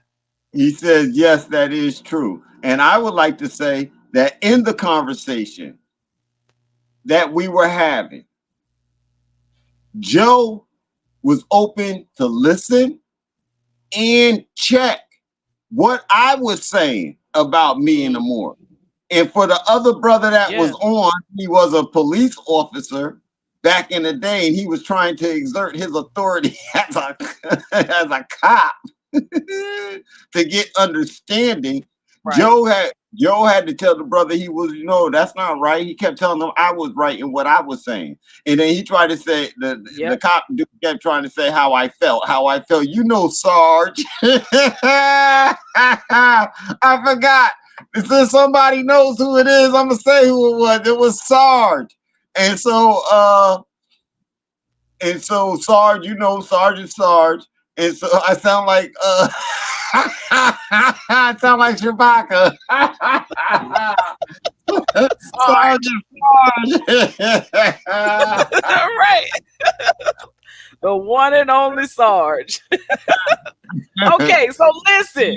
So when Sarge be over here talking to Shabaka on Shabaka show, I'm like, Sarge actually makes sense. I can deal with Sarge. You know what I'm saying? I don't know why they don't like Sarge, but Sarge over there on Joe Gibson's show, he is a totally different personality.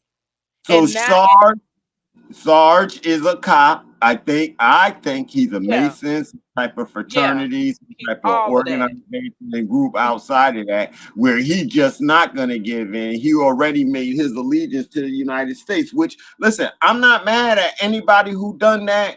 Sarge doing it. I'm not mad at anybody who done it, but what you should not try to do is sit there and deny the truth. Mm-hmm. And you denying the truth is as far as that's why I'm Caesar. I'm gonna say it. Now, if nobody else says it to you, I'm gonna cut the line short of everything. So when by the time we got the colorable law, the conversation was over, and so we're not exerting ourselves correctly within the world. Yes, he's a retired military officer and Cook County police officer. So they see what I'm saying? And so in that, they want to still, even retired, they want to carry this attitude with them, military type attitude with them, with us. Mm-hmm. And Sarge knows it. Sarge is saying, I'm a United States citizen. So you're taking the opportunity to lie and abuse and deny the truth in order to get that point across, to keep my people saying they Black African American and seeking the benefits and offers of another land for another people, and still be abused by those same people at the same time. And aren't we tired of it yet? Apparently not. Apparently not, because people still looking at the wrong thing, focused on the wrong things. And as far as him being a police officer, I believe Sarge is also considered or claims the term Black, right? So that would make him what we would know as a neo-colonialism. Like, and he would be neo-colonial, right? Against his own people.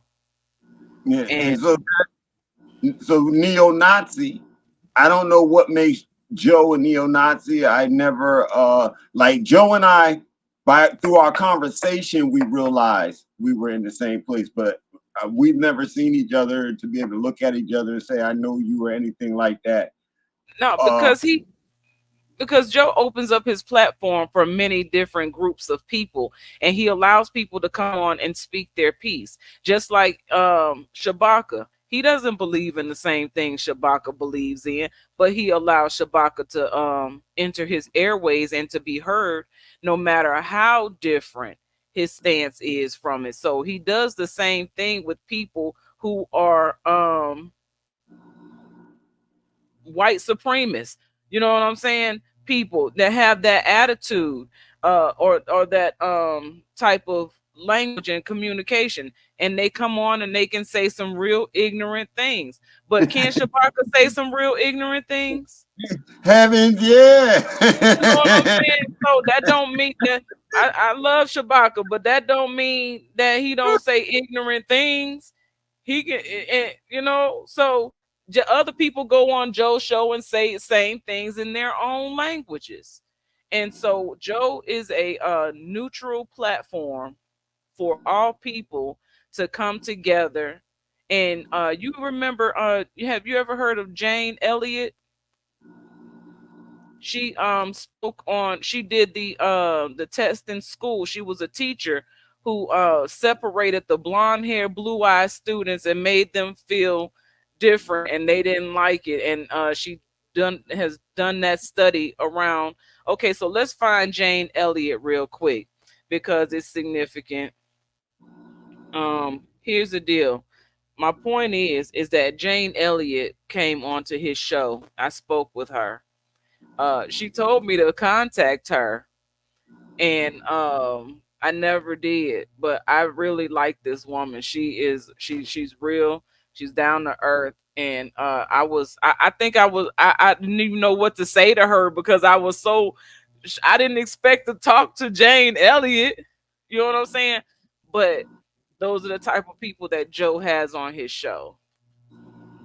Let me see.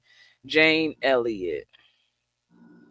If you haven't seen Jane Elliott Experiment. Okay. Let me go to here and find a video. Jane Elliott.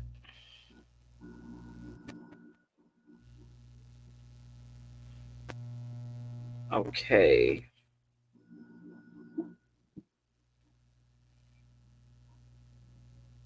All right, here.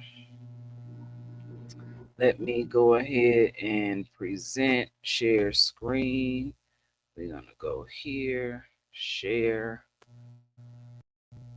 go here. There's so much you got to go through to do this here. Okay, now go back here and open up here. I was teaching third grade in Riceville, Iowa. I walked into my house. The telephone was ringing. I answered the telephone. My sister said, "Is your television on?" I said, "No." She said, "You better turn it on." I said, "Why?" She said, "Because they shot him." I said, "Who do we shoot this time?" And she said, "Martin Luther King Jr." And I couldn't for a minute think that the world was still spinning. There was no way I could explain the ignorance and the lack of civility and the unchristian behavior that this country is doing with the killing of Martin Luther King Jr. And I was crying and I was upset and I was angry. I was furious. And I got my husband's supper ready. He worked at Oliver at night at that time. And when he came home, I said, "Tomorrow, brown-eyed people are going to be on the top in my classroom and blue-eyed people are going to be on the bottom." He said, "Jane, you'll lose your job." I said, "If I lose my job for teaching something they need to know, I don't want a teacher." So I went to school. The first student in my classroom came in. They said, "Hey, they shot that king last night. Why'd they shoot that king?" I said, "We're going to talk about that." And I asked those kids what they knew about Black people. And they knew every negative stereotype that I had ever heard about Black people and some that had never occurred to me. And I said, do you kids have any idea how it would feel to be something other than white in this country? No. Would you like no? Yeah. It was like we've already gotten on spelling and handwriting. Keep this broad talking. We don't have to learn anything all day long. So I said, okay, today we're going to judge people by the color of their eyes. Brown-eyed kids are going to be on top the first day of this exercise. They said, what do you mean? I said, I mean, blue-eyed people aren't as smart as brown-eyed people. They aren't as clean as brown-eyed people. They aren't as civilized as brown-eyed people. And at that point, little brown-eyed Debbie sitting in the front row, and this had only been 3 minutes, looked up at me and said, how come you're the teacher if you got them blue eyes? And I thought, oh, this is how this works, isn't it? Here, this little 8-year-old girl can attack her teacher who has been to college, finished high school, and she has the right to attack me now because she has the right color eyes and I have the wrong color eyes. I couldn't believe what happened that day. A tall, blonde, beautiful, brilliant girl came into my room in February, reading at the 6th grade level in 3rd grade. She had never multiplied. I taught her how to multiply the first 15 minutes of math class. On the day she had the wrong color eyes, that brilliant little girl made mistakes in reading, made mistakes in spelling, and forgot how to multiply. She came in from recess crying. I said, what's going on here? As she walked across the playground, 2 brown-eyed Debbies and a brown-eyed Cindy stepped up behind her, reached up, struck her across the back with her forearm. And when Carol turned around, Debbie said to her, now you have to apologize to me for getting in my way because I'm better than you are. And Carol apologized and came in crying. No person of any age will ever leave my presence with those attitudes unchallenged. I can't change your attitude, but I can challenge your attitude. And you have to prove to me that so-called white people are superior to everybody else on the face of the earth. And you can't do it because it isn't true. People are wondering whether what she did 52 years ago should be relevant today. In 52 years, we should have solved this problem. I am so determined that we change the education system in this country. I am so determined that we change what we're educating people to believe. There's only one race on the face of the earth, and that's the human race. Once we get that into the heads of our legislators, we'll have a different kind of law written. Once we get that into the heads of the police, we'll have a different law enforcement. Once we get that into the heads of educators, we'll have different education. We thought we stopped Martin Luther King Jr.'s dream by killing him.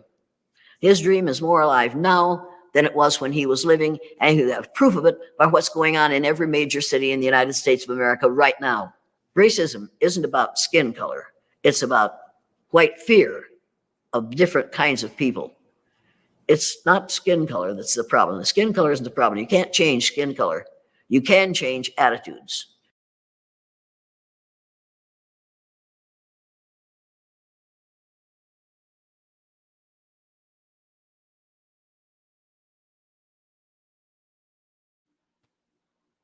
Okay, I didn't know her name, but I heard her audio clips in a few of her classes, and I didn't know of that specifically. Thank you, Brother Jesse. Thank you for that very much, sir. Good lookout. Thank you.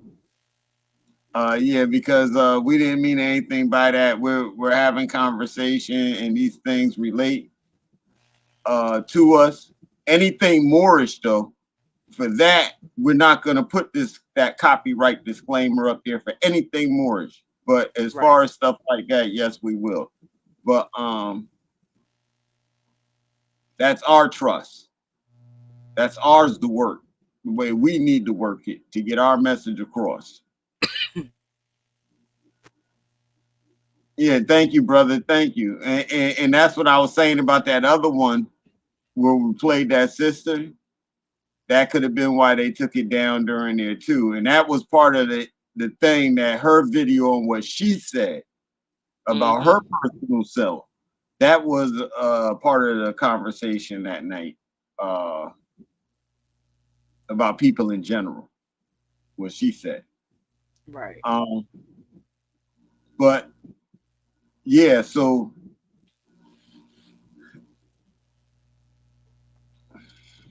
that's deep. That the blonde eyes and the brown eyes, and it got the part that stood out for me the most really was the part where she said the the blonde haired girl who was good at all her reading and stuff, when she was labeled to be something less than, her mindset, her confidence in self was diminished, and Automatically. automatically, and how that superior mindset was automatically, taken and consumed and was reacted in that manner. So why do people feel that they have the right to harm another person, or to you know you just wrong another person, period, because of how you look and how they look? But that's the society that we live in today, and that's the mindset that we are battling with. um are you going to play the video I shared with you, the rise of the Moors? That was a really good video.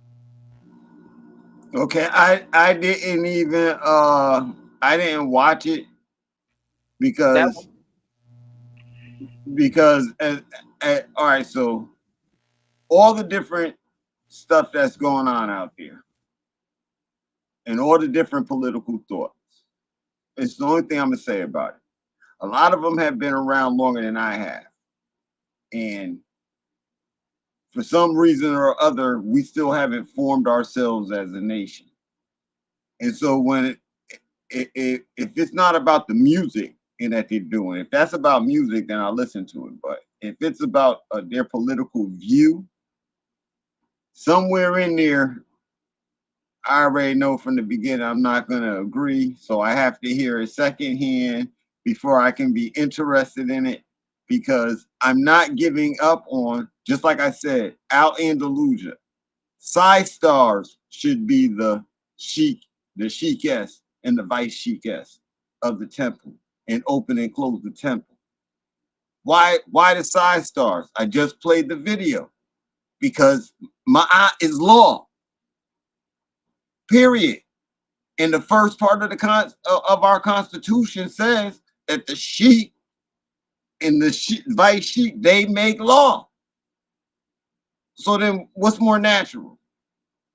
And I'm the chairman. So now the seats in the temple are filled.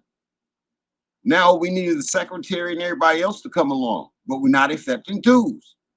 And the dues are you working for your nation. And so if you say, well, I'm an artist and I like to paint, then paint.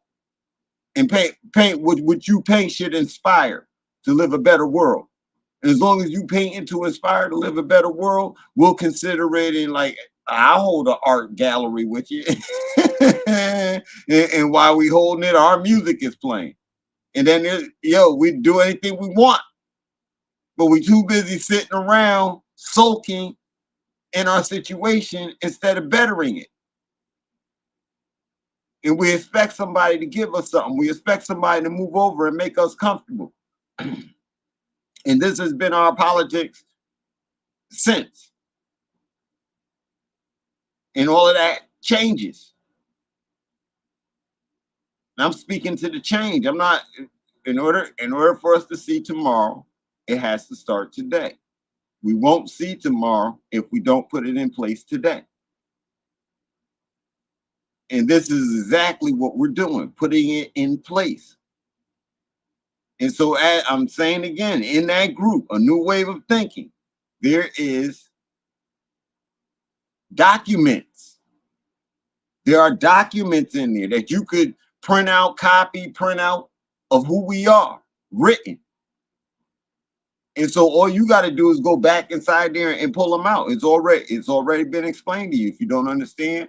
And then you can turn around but I did explain trust and an implied trust. And so all of that's in effect as far as what it is that we're doing and how we're going about it. And there's no disrespect, no shine. There's 1,000 different ways. And still, if you say, well, I believe in the Abrahamic faith, Judaism, Christianity, Al-Islam, that's not our concern. That our concern is never that. Our concern is that you're not calling yourself by slave names. We're operating in love, truth, peace, freedom, and justice. You mad at us? Our mission is to uplift fallen humanity. You mad at us? Religion, we're not discussing religion. But you can't be the property of somebody else trying to operate on the manner that we're operating. I yield the floor. Yeah, because you're not even going to be able to adhere to what it's going to take for you to remain in the position without having both feet on the ground. And so what did I want to say? Dang it. Oh, with the Sheikist. I know a Sheikist in Chicago. She's one of the first Moorish women that I met. She gave me my first pin, you know, the Islam pin that the women wear here. She gave me my first pin. I don't even know the proper term for it, but I carried that pin around and I ended up losing it throughout transition. And I had messaged her and I explained that to her. And so she said she was in the process of ordering some more and she would send to me. But she's been having, going through her own thing. She's trying to find a building now to hold meetings and events and things like that. But she is located in Chicago. And so she would be my point of contact. She's already been, doing this. She's already been proclaimed herself to be a Sheikah. She's doing the work. She shows herself and she does different works around her city and community and things. So she would be my point of contact. And they already have all my information anyway. And so it was like she was almost like assigned to me and the other women that came with me that day.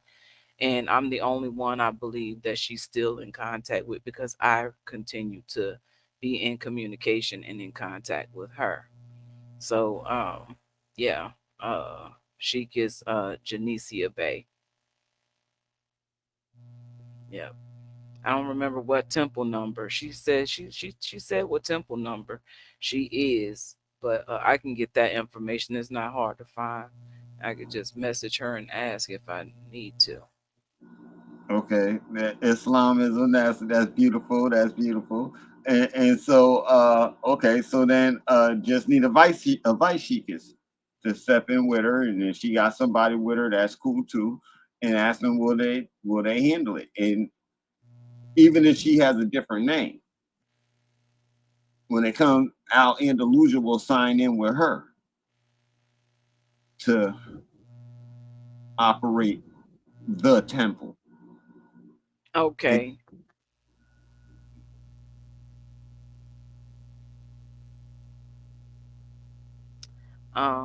That's a possibility. Yeah, she gets all of that, and the women, the side stars. This is their table. This is where the matriarch gets built from. This is the stat. This is the foundation of it. To sit out there for all the different congresses these men want to talk about and all of that. Here are the side stars. Here are the mothers.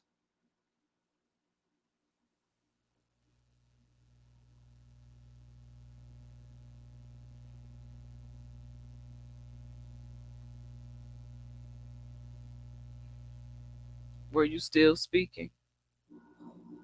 Kind of yes, sort of no. What happened? No, I it's for the mothers. I don't know what to say after that. It's for the mothers. Oh, okay. So yeah, so I'm in my mind right now, like, okay, that's someone that I could make contact with, because whatever she's doing, to see where she can use my assistance, and and we can start from there, you know. So yeah, you know, all things will come into fruition, position and fruition. Yes, ma'am. We just need to put it out there, and at the same time, be working it in the manner that it needs to be done. So when it comes to the chairman is responsible for putting us in the positions that already was putting us in the position for and doing the work that a chairman does already. As far as, if you look at it as the United States, the president of the United States is the chairman of the board. So Donald Trump and me, that's what y'all gonna have, because that is gonna run. However, when it comes to the Congress and the Senate, that's going to the sheik and the sheikesses. And now here, throughout Andalusia, shall be sheikesses, as far as running, making sure that a temple is ran. So how could I become a sheikess? You have to be known by the people in your community to be able to be the sheikess. And then you just have to do the sheikess job.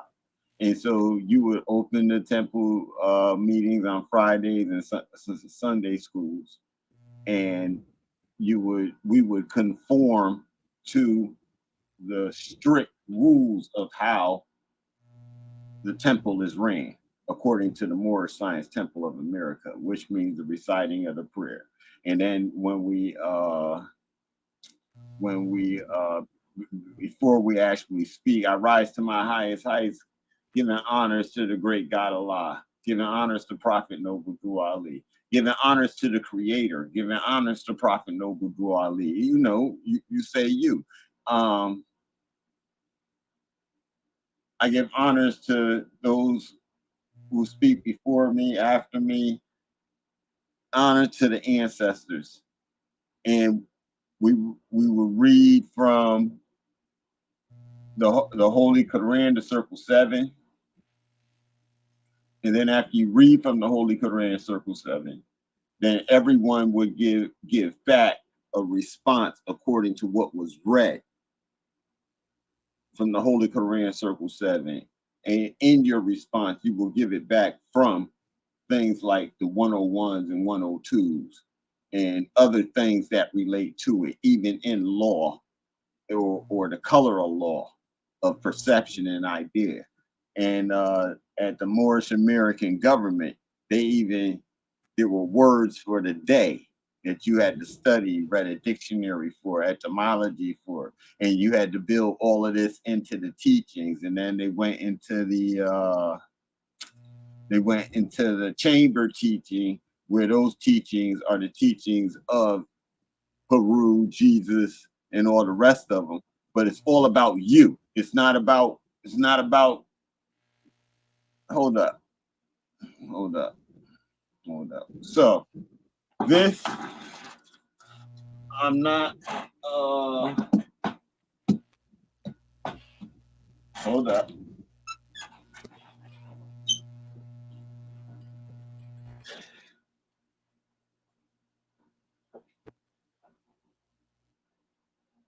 So in the teachings, this would be like the basic study guide of the teachings and the knowledge that you would need in the teachings. And this Holy Quran, it is not the first Holy Quran from Prophet Noble Drew Ali. I've marked in here the chapters that were added. And I'm not saying anything was wrong by adding the chapters. However, for all of us to note the difference, to keep it real and 100. This is a second Quran, and it is accepted. So I'm not arguing the Holy Quran. I don't want anybody to find an old one and then try to say I was misleading as far as the book went and it was different. I told y'all I'm gonna tell the truth. I don't care if people want to get mad, but you can see in ink marks, if you can, where I don't know if I can hold it, where I actually mark different things in there to show the difference in what parts are still in here from the first one, which they all are, and what parts were new. Also, this Quran is not like any of the other Bible or anything. Prophet Noble Drew Ali prepared. He took different parts of different things like law, and he from the Aquarian Gospels in order to prepare the first Quran that he prepared. And this one goes back into the Aquarian Gospels as far as teaching. So that's why when it comes to a waspe, who are we to argue about a waspe and where it comes from? We're not arguing none of that. You know why? Because all of these teachings take us back to alchemy. And it says our religion is Islam.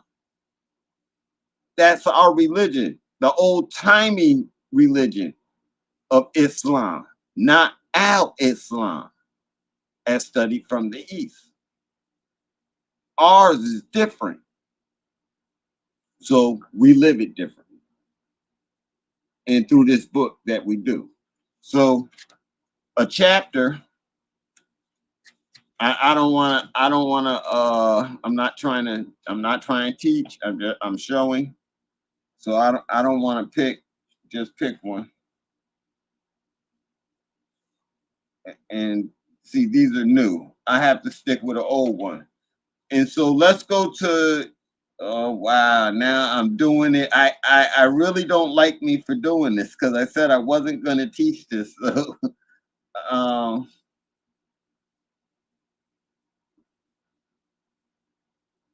I'm going to go to one, though. I want it to be a proper one.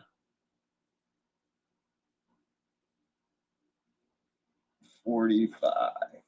I want it to be a proper one so that, no, there's fairness in everything, right? And we don't want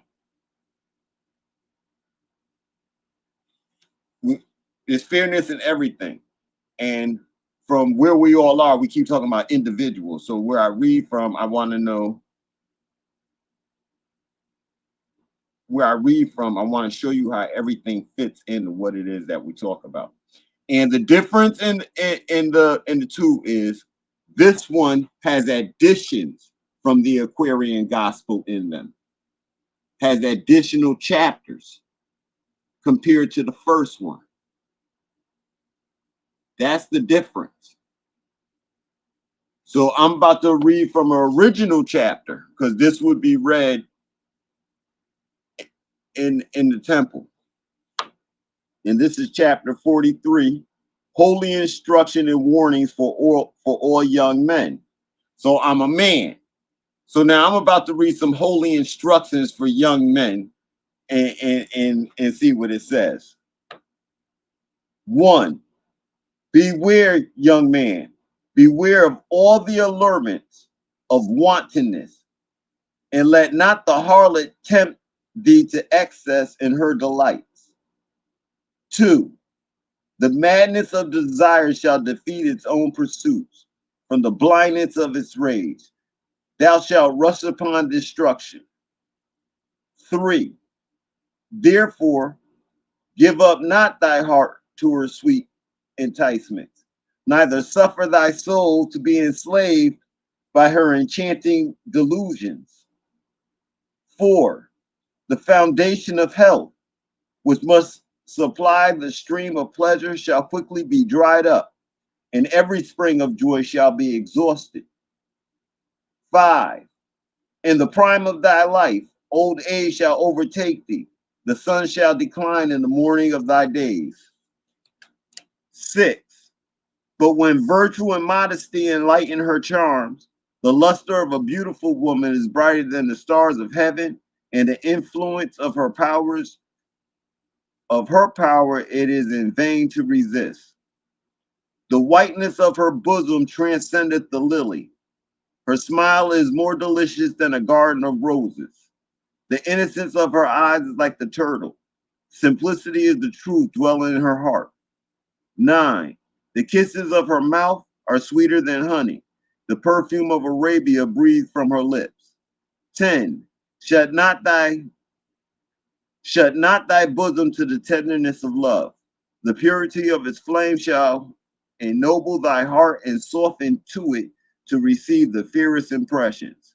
And before anybody says anything about white, white is not the color of skin. The white is the pureness. It's the absoluteness of her heart. It's a light for you. It's a light for herself.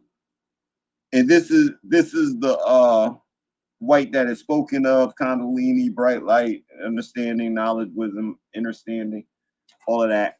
So this would be red. And after this is read, then I would, in Moorish terms, I would begin as the speaker, as the sheikh, as the person who opened up and read this chapter. I would begin by saying how it relates to me. And so from the very holy instructions and warning for all men, chapter 41, chapter 43, but it's actually chapter 20 in the first book. Once I read holy instructions and warning for all men, for all young men, me being a man, I just heard what it said. Holy instructions for all young men. So first thing is I'm paying attention to whatever comes after that, because these are holy instructions for all young men. Now, do they apply? And therein lies the secret, Brother Jesse. Therein lies the secret right there to the whole in that of what the cut to it. I'll be right back. 5 minutes. Gotta go let Side Star Lady shame my bill. Yes, sir. Yes, sir. The whole secret is bring his last comment back, please, Side Star. Don't be lustful and tempted. So even to the point where we're discussing future laws, where we're saying once you consummate with each other, you have intertwined, you have become each other's masculine and feminine side. These are the lessons that we are teaching our children about themselves in order for them to be able to build. And you're being taught to don't be lustful and tempted. So when we talk about what the world, how the world teaches that, is not how we want to bring that to our children's idea. We bring it to them this way. We bring that same thing to them this way, in the opposite way, about how to stay within oneself and how to deal with one. Beware, young man, beware of all the allurements of wantonness, and let not the harlot tempt thee to excess in her delights. So the harlot is a horse gambling pit. The harlot is a job for money. See, it's not necessarily about a side star, a woman. We're not taking it there because we're taught different about our women. So then therefore we're not taking it there about our woman. It is about the temptations of all of life. And then there is women, and then there is the temptations and dependent, and then so we all know that, and I'm not, we're not going to bring up any stories Shabaka might want to talk about right now, but it's out there. So, we know that, and it's real. But the indulging of it is on every individual and individual and everyone is accountable for themselves. So who are we to go into all of that, right? The madness of desire shall defeat its own pursuits from the blindness of its rage. That thou shalt rush upon destruction. So just jumping out the window over every little thing and just going after what the luster, just because it appears to be luster. It's not the whole idea of being out here and getting what it is that you need in order to survive, in order to make it to the next level. You just don't take every opportunity is really not an opportunity. And if you're just sitting around hoping something's going to happen, that's not going to happen either. So you have to establish the opportunity and have a line drawn in the sand as far as how your opportunity is going to be obtained. And as long as you know it's right in morals, then I don't see any reason for you to change. And what you need to change is the type of people that you're functioning with and the ideas that you're having, and check yourself on whether or not like you're with people you're forcing ideas to in order to get something done, rather than a simple conversation and understood that this conversation is in trust. And so therefore everybody deserves each other's I guess I want to say secrecy. So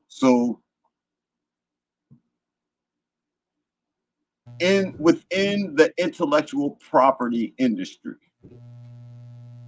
there are contracts, non-concealment, non-disclosure contracts within the regular business of business, because we're sitting down with blueprints, and the blueprint could be a written statement or anything else, or draw a skeleton of something to be done, an actual blueprint of a building or whatever. But we're sitting down with blueprints in order to build something. The things that we're building together, we shouldn't be talking about with everybody. We're building something together. So then therefore a non-disclosure is automatically in effect when we're, it can't be in effect now because of the way we're talking. So we're careful about what we talk about and what we say as far as what's in development. But those are the conversations that we are having during the week with each other about building us. And then we come on and we have a public conversation about whatever success is, or we show success by playing music and things of that nature. But the rest of the time, we're talking about how we going to do this and keep it going, and how are we going to establish it to put finances for us through an economic system for us on the table, so that we can all do a whole lot better on our own. This is work, and everyone has to get into it, but you can't be tempted by what's going to come and what's good, because opportunities are going to be offered to you, and you can't be tempted. You got to know when you're signing off on it, and when you're agreeing to. So okay, so look into the future. Right now, just let's satisfy everybody. Climate change is getting hotter. Okay, so the earth is the earth, right? And then like in the summertime, if I put a fur coat on you in the heat, and you in Vegas, and I give Shabaka a fur coat, and he always talking about checking out on us, and I put a fur coat on him in the middle of the summer and make him stand out by the desert, what do you think gonna happen to Shabaka? And wouldn't that be cruel? So if you take and put cement all over the earth, the living, breathing earth, which is the earth, which is being smothered with concrete everywhere, wouldn't you erupt in certain places and do certain things because of this extra heavy stuff that's on top of you? So when we're looking to the future, isn't it right to try to figure out in the future how we do these things more healthily with the land and stuff like that, without destroying the land, without already? So there goes your global climate, because all that cement that's given back off heat. You see the steam in the summertime going up on the highways. The vapors going up. It's coming off that. If it was coming off grass, it wouldn't be doing that like that. Coming off water, it wouldn't be doing it like that. It's doing it off cement. So we have to look at, they want to keep building houses every year. Would it not be more beneficial maybe to go back and fix houses rather than keep building houses? You got homeless people. Until every house is filled up that's built now, what are you building houses for?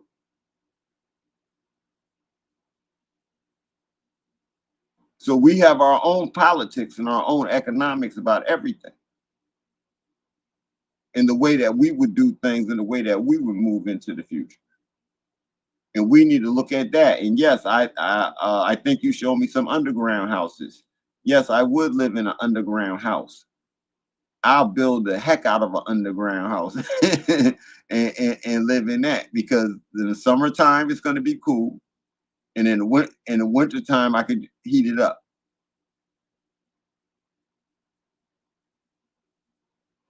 I yield the floor. Oh, yeah. You said a lot, and I would like to live in the underground. I would like to see what that's like. You know what I mean? To use the earth as shelter. Um,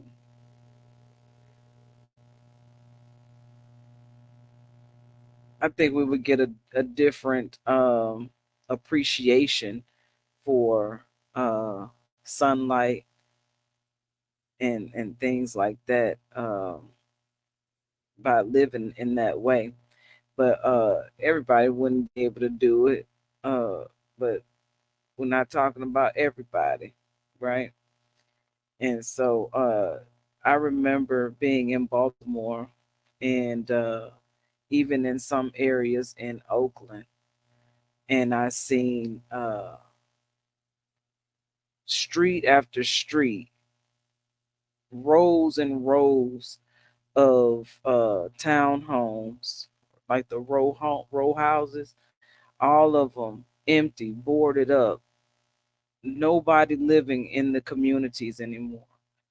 And what they call that gentrification, where they move the people out and they don't do any work in the community until everybody is gone. They pretty much neglect the community. They move all the grocery stores away from uh, far away, so people have no benefits in staying there anymore.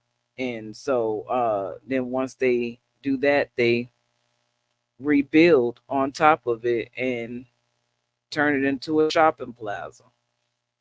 And so that's basically what had been going on, what's been going on.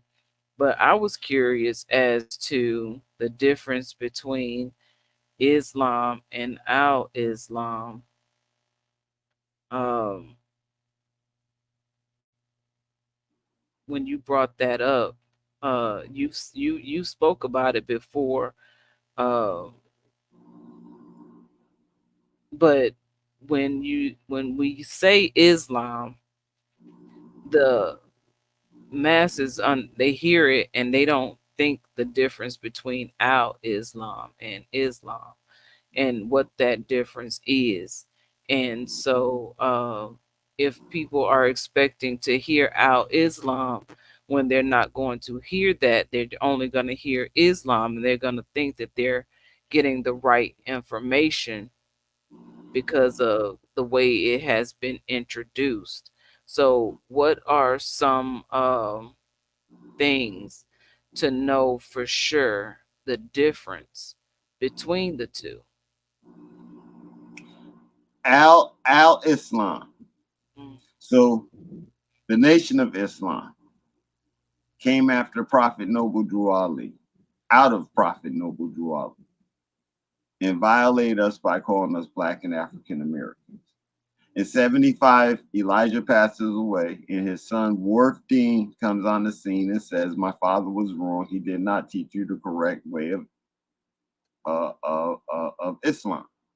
The correct way is from the holy city of Mecca and to follow the Prophet Muhammad of the holy city of Mecca and the Holy Quran from Mecca. The Father, the Son, and the Holy Ghost. The Abrahamic faiths are Judaism, Christianity, and Al-Islam. They all agree within their books along the principles of what is said in them books. In Al-Islam, you're given more freedom than the women of the books, but in the culture of the Al-Islamic people, look how them women are actually treated. If we tell the truth, and you're the people who's supposed to be teaching this. And so even to the point where our people here keep running everywhere else thinking it's better, taking money and stuff like that. And these sisters were eating feces as men had them at a party and pooped in their mouths and stuff like that and used them like toilet. Google, YouTube it and fair use and put that fair use thing up there and use them like toilets. And they did it. They doing all kind of foul things to people from here going over to these other countries and kicking them out and being disgusted with them because of the way they're going over there. Everybody forgot about the people who went, the sisters that went somewhere and got loud and got arrested for being loud. Oh yeah. That's right. I mean, get that. Yo, we try to tell you it ain't right here and with us in the homes with us, and you want to go around the world to do it now and got yourself arrested. People ain't. That's not how normal people act. Something wrong with us, and so. And the stigma is already on the term of what Black and African American is, so they are already gonna expect you to be belligerent and ignorant. Yeah, because I'm outspoken. I don't mean to cut you off, but because I'm outspoken, people very rarely wanted to go any place with me or have me find an issue with anything because I'm going to get it right and you're gonna make me understand what it is. And if I don't understand, I can't understand it, right? So basically it was one time I went into the bank with my cousin and I was like, I need to use the restroom. I was like, dang, I was like, I'm gonna go up in this bank and ask them to use their bathroom. And he was like, don't come in here with that. Please don't do that. I was like, I'm just going to go in and ask them if I could use their restroom. So he was like, they're not going to let you. So I was like, I bet you they do. So we went in and the guy let me in to where the safes are to go in to use the bath. I went behind the locked door where the safes are to go use the restroom. I used the restroom and came and sat down and waited for my cousin. And there was no problem. There was no issue on anything. And I was like, see, you have to understand there's a difference in how I carry myself and how I speak. And people respect me differently because of that. So I didn't think that I was going to have a problem with using that restroom. He did. And he didn't even want me to go in and ask. So I just want to share that real quick with that. And I don't know what that had to do with what you were saying. Well, everything is about. We're talking about building the temple and what it needs to go into the temple, and then that's basically how it works.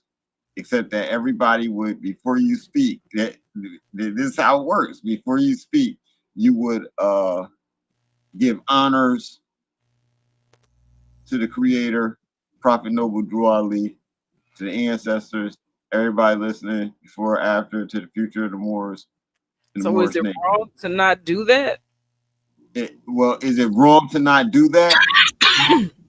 It wouldn't be customary. This is customary. This is what we do. It sets the tone for where you're about to speak from, because when you speak, you're giving guidance, and you're giving guidance of understanding of self through the Moorish nation.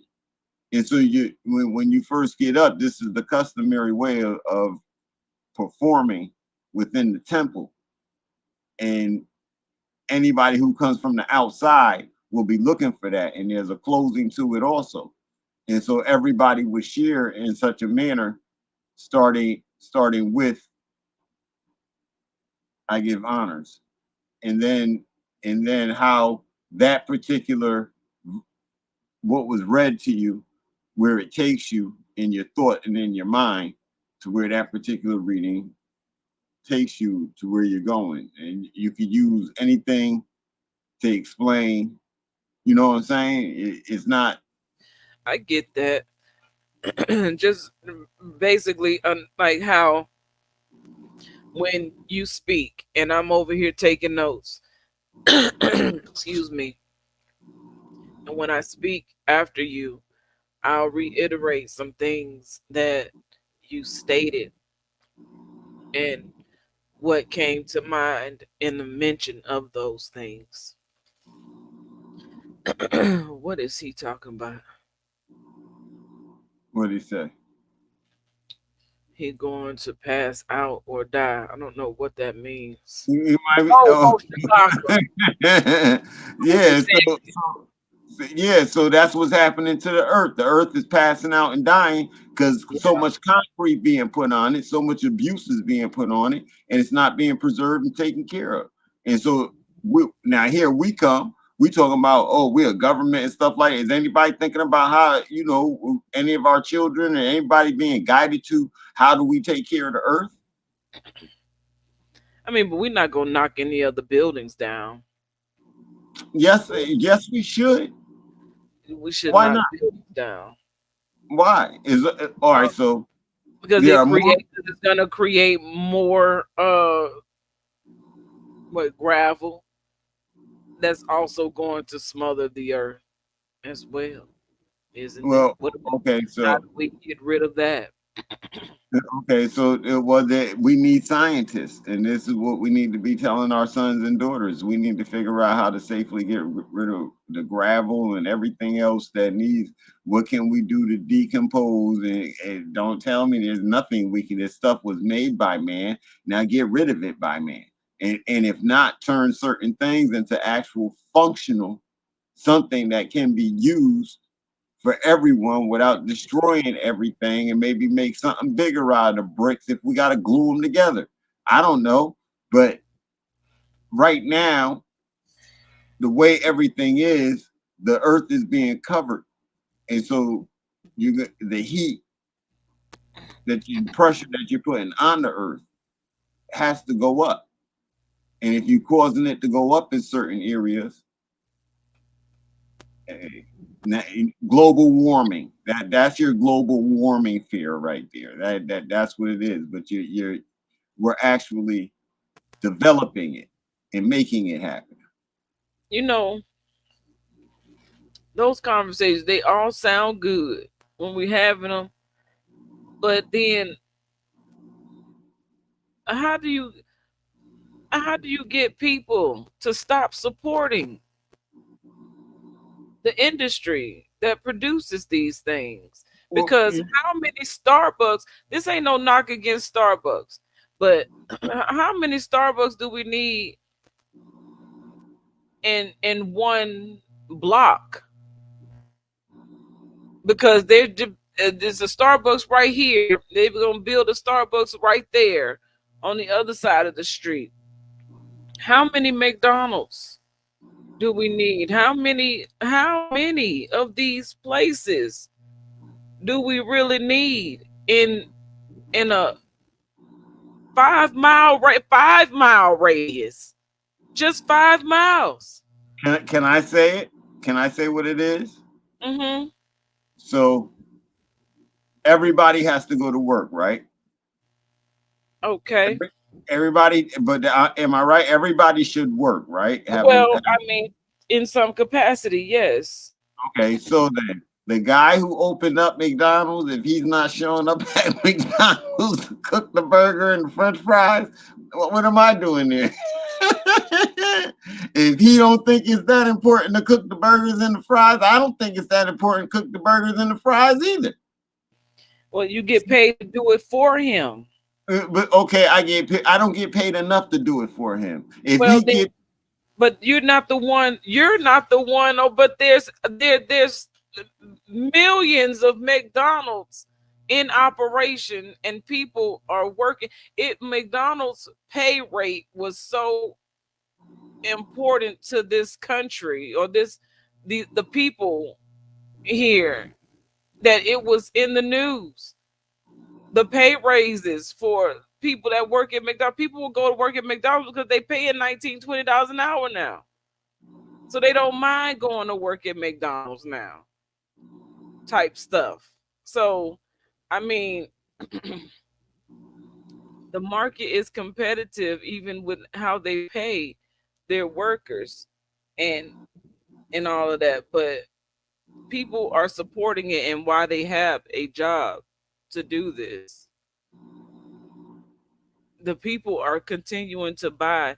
And then they have these apps now where you download the app, you get a free meal. So every time you download the app or you change your email or whatever, you can get a free meal. So okay, so this is all right. So yeah, she need to know. She better not come knock on my door no more. Sorry. In the Republic, right? There's a McDonald's because McDonald's dude is running the McDonald's. And then there's a mom and pop because mom and pop is running something. And guess what? McDonald's is probably buying some of its supplies from the mom and pop. Everything is so corporate now. Right. It's because we allow it to be corporate because we're chasing the dollar. And I'm gonna say this again. I comprehend. I do. I understand. I was a junkie. I was a dollar junkie too. I understand. However, in being cured of being a dollar junkie, you talking about the dollar menu? all money ain't good money. And even though you're making money someplace else, at McDonald's or something, when you come home, investment in time, if you can't put 2 hours into something that you're into, if you can't put 3-4 hours a week into something that you're into, then that's the sad part.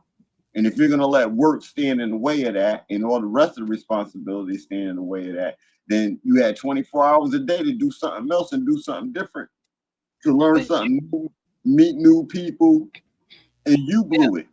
Hell yeah. But look at the people that you talking to here, that we're talking to here. And I mean, or we are referring to. These people have grown up in the education system. And all they know is to get a job because everything costs. If you want to live like you got anything going on, you got to have some money. You got to do what you got, or you're going to be living on the street. And most people ain't willing to live on the street or to be uncomfortable. And the crazy thing is that it's very rare that you see families that will live together and support and give support within the same household. So let me ask you this question. When you make that comment, is that mainly within one community or two communities that doesn't happen? Or are we saying that, like, no, on an international level, parents and children don't live in the same home? And that's on the now you can't even on a national level, because internationally people know how to consolidate and to work together, and they have, and their family is their business, and they operate in such fashions. Over here, the families are so broken up that they don't want to help one another, or they coddle you and enable you in your addictions rather than not help you in your addictions. You know what I'm saying? It's like, if you're doing good, your people ain't finna help you too much. If you're doing bad, everybody babies you and enables you to keep doing what's not helping you or anybody else. It's very rare for families to come together who are Black and African American. I don't see any Moorish people doing it either. I remember when I was moving about the country and I was trying to get in touch with different people who claimed to be Moor, looking for somewhere that I could check into to get assistance and for resources. But so many people who claim to be Moor have used the term I am Moor, or use that, and then they go and use people, misuse people. And so by the time I come around, now nobody trusts anymore. Trust is out the window. So people don't even trust their own family members, let alone somebody they ain't never met before. You don't even know where their life started at when they said that, then when they decided to become a Moor. So, you know, and it's not, and then I say decide to become a Moor because yes, we are born this way, but we're always born into knowing this way. So when we begin to know of this way and it makes sense to who we are, then it's easy to walk in that. But a lot of people use it because they want to, just like the $5 Indians. And then you got people who look like us who are not really Moors, but they look like the Moors. And they can claim what the Moors are to be claiming, but the Moors are claiming to be Black and African American. So whatever, you know, I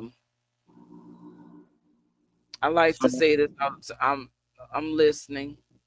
So 32% of young adults, which they call millennials and Gen Z, have reported moving back home with their parents. That's 33% of the population.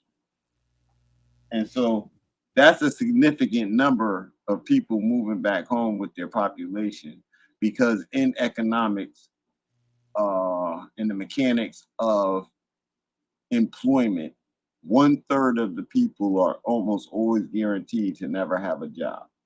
So at one time, not like a particular group of people, just 1/3 of the people are guaranteed to almost never have a job. This is employment stats and job stats and all of that. So with that said, we see everybody else doing it and we don't do it. Who a bunch of fools then? I mean, that's the only thing I can say about it. If you see everybody else benefiting from something, and you're not trying to you're not trying to benefit from a system that you see them operating in and benefiting in, then what's wrong with you? What are you feeding into? What's your energy? And so this is why, like, for me, I have a hard time. I don't have any sympathy for not doing anytime. How you doing, lady? How you doing, Lady Shay? I don't have any sympathy for not doing it anytime. My brain doesn't work that way. Whatever it is that needs to be done, you want to do, you could just get it done. All you have to do is sit yourself down and make yourself do it. And that's it. So I don't understand. Like, okay, so there's this thing called procrastination, right? And if I had a flaw, I would say sometimes I can procrastinate something. And that means I have the idea in my head, I have it mapped out, whether it takes, no matter what it takes. See this? See this? And so I had this in my head for about 3 or 4 months. And just different ideas and stuff like that, right? And I had it in my head for like 3 or 4 months, and I never sat down and did it. And those are like 4 or 5 different subjects. inside of what you see right there, right? So to this morning, after our conversation on the phone, I just picked up the pencil and paper, and every subject came out of my head. So what I didn't do is, like, I sat down and at one time I just got it all out. Mm-hmm. And so now it's ready to go, because we were talking about publications and coming out with some type of magazine or something like that, right? So Yeah. that right there is cartoon or excerpts or whatever into that. And so it's just confidence. It's just about being about what you say that you're about and what you can do and what you can give. And the only person who's measuring you is you.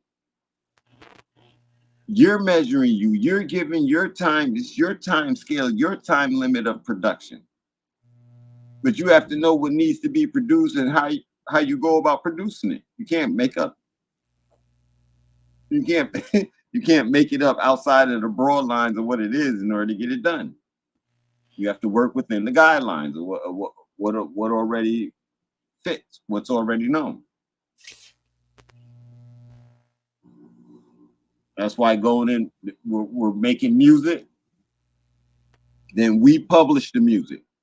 We never give away the rights to publishing the music. That's how we get to be on top of the licensing fees and everything else, for them to use whatever we produce in a commercial or anything like that. We get paid for that. And that's what we got to understand. The intellectual property belongs to us. So, I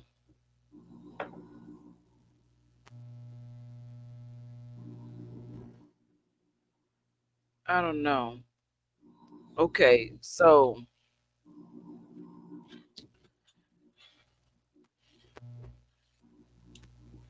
I'm not in the business of convincing nobody of anything. I don't do that. It either makes sense or it doesn't. You either want to be a part or you don't. But it's not gonna change how I walk or how I speak, or you know what I'm saying, or change the flow of what we're doing here.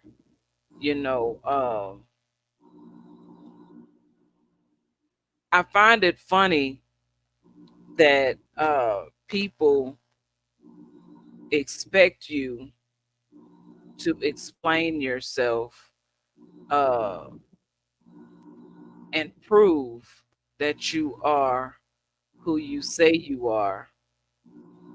And I posted this video on my page. This young lady was speaking on this, and you want documents from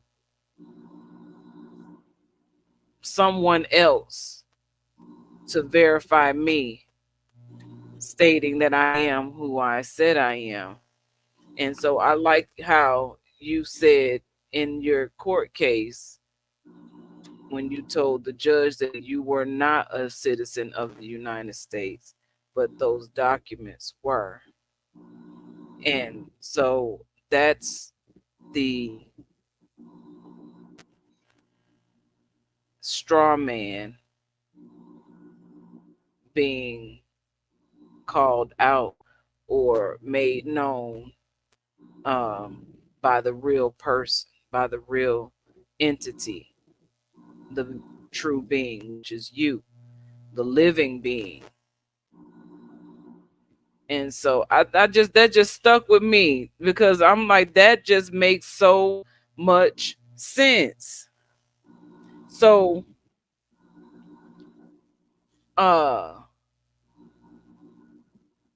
with this whole election going on,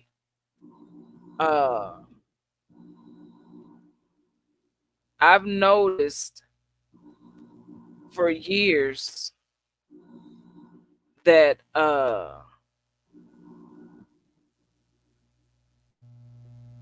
once the election season come on, people who've been in the movements and doing all this work towards, not settling with the government and doing things different from what the government is doing, but then all of a sudden they break away from it to support what they were breaking away from.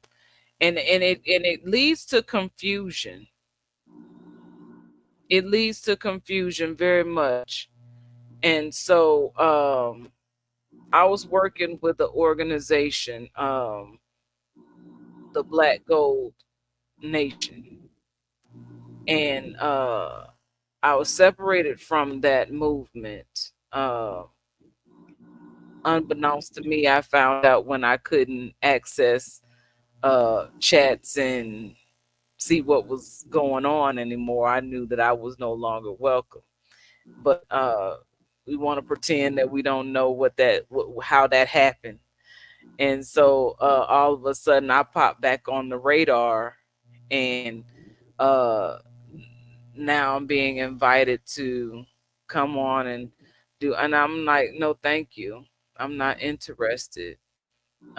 Because when I was a part of that movement, I didn't change what I was saying, but because I could speak so well, I believe people used my presence um, and put their words or put their ideas and ideologies, uh, you know, on my face and name and stuff, and so almost like trying to distort what I was doing in a sense. You know what I'm saying? So with time and me continuing doing what I'm doing, regardless of the, you know, in and outs, and trying to find the right place, um we're here now, and this makes more sense to me than any movement that I have been associated with. I still support who I support, and I support who supports me, but at the same time, um, this is more fitting as far as how we are operating and what we are accomplishing. Because what I have noticed is that you, Sunstar, you, Elia, you have not deviated from uh, your stance. You have not deviated from uh, anything that we discuss on a general basis of what it is that we're doing. You have not changed. And so I just want to say thank you for being you and staying steady. And even through this election season, uh, keeping your grounding strong where you stand. And so and we meet at the same place all the time. You know what I'm saying? So it's not like, well, I thought we was gonna meet over here today. There's never any confusion on where on our meeting ground. You know, so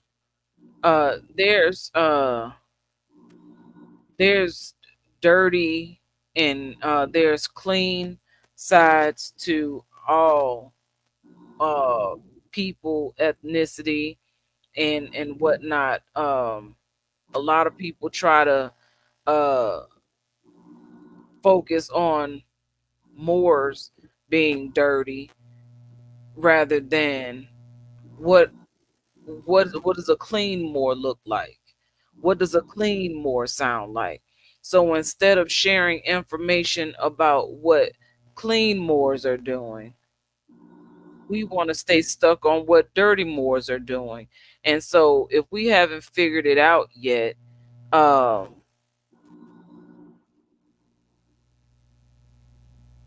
attention brings views. Views bring attention, and attention brings ratings.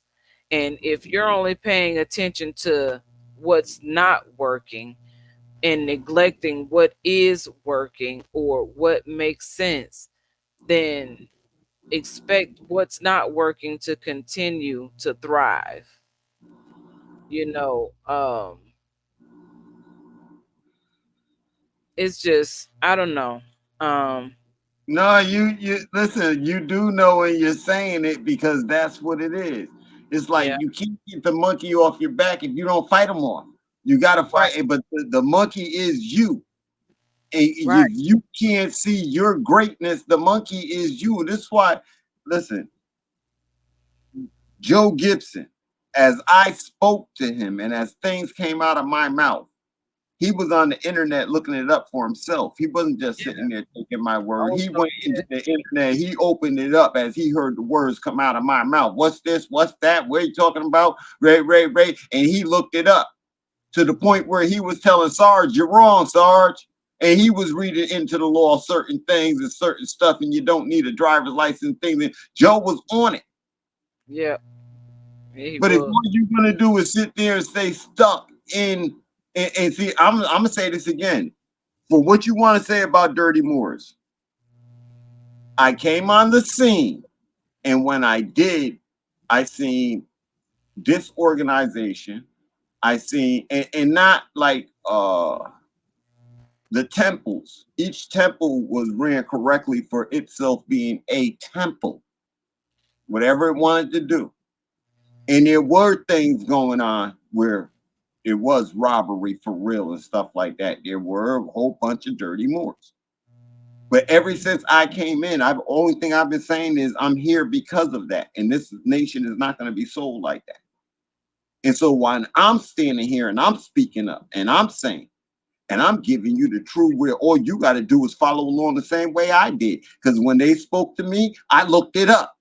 When they said do this or do that, I looked it, I went too. I didn't just sit there and accept. That's not who I am.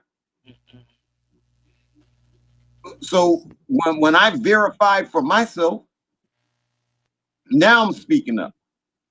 And I understand that treaties are the supreme law of the land. See, I understand that 1,000,000,000%. And if that's not a number, I made it up. Again, there was something else. I don't know if you could coin 1,000 millions.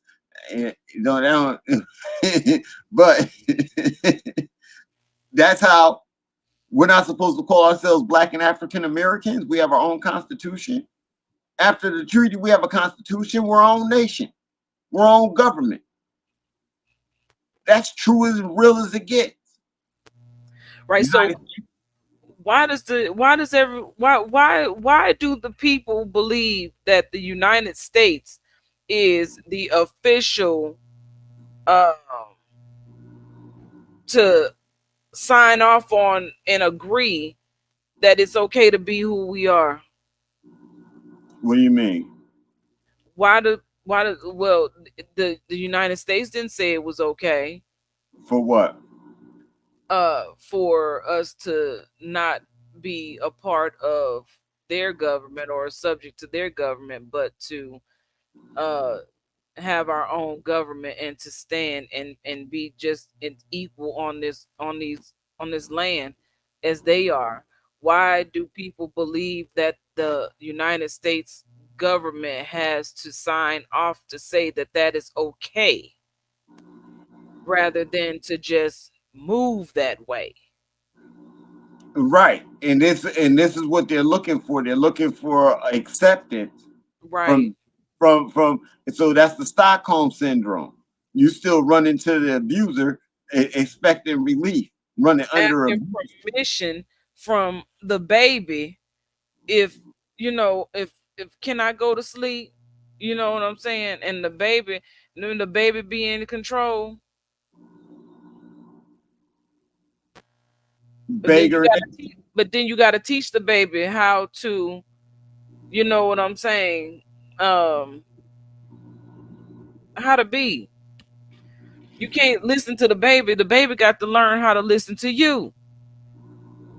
And so then that's when it seems as if I'm not listening to the other person, or I'm abusive in some kind of way with the way that I'm speaking. However, I'm not allowing, if you call yourself Black and African American, I'm not allowing you to speak out over me.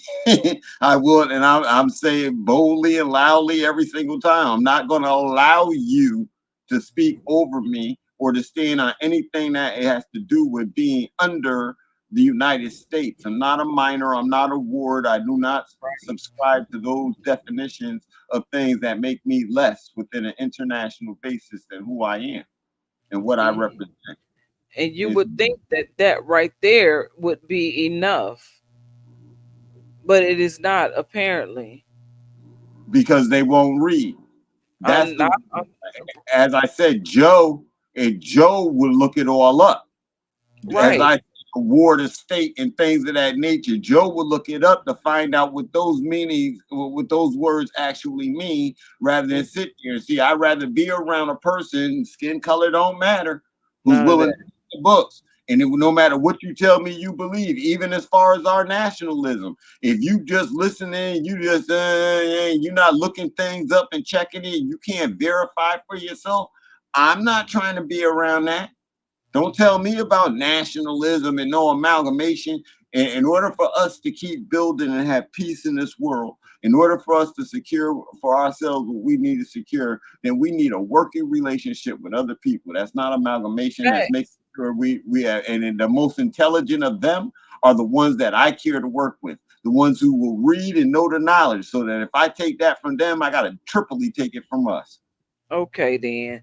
So I'm right there with you, and there's no need to repeat what you just said. I am right there with you, and I believe the same thing. So Joe is my friend. He has been my friend, and he will always be my friend. A few other people, David, who has passed on, was the legal eagle of the team. He spoke everything law. He understood legalese, and that song that I did, close case, I want to close the case. The terminologies that I'm using in that song was after a phone call with David. And after I did that song, not too long afterwards, I found out he had passed away. Ooh.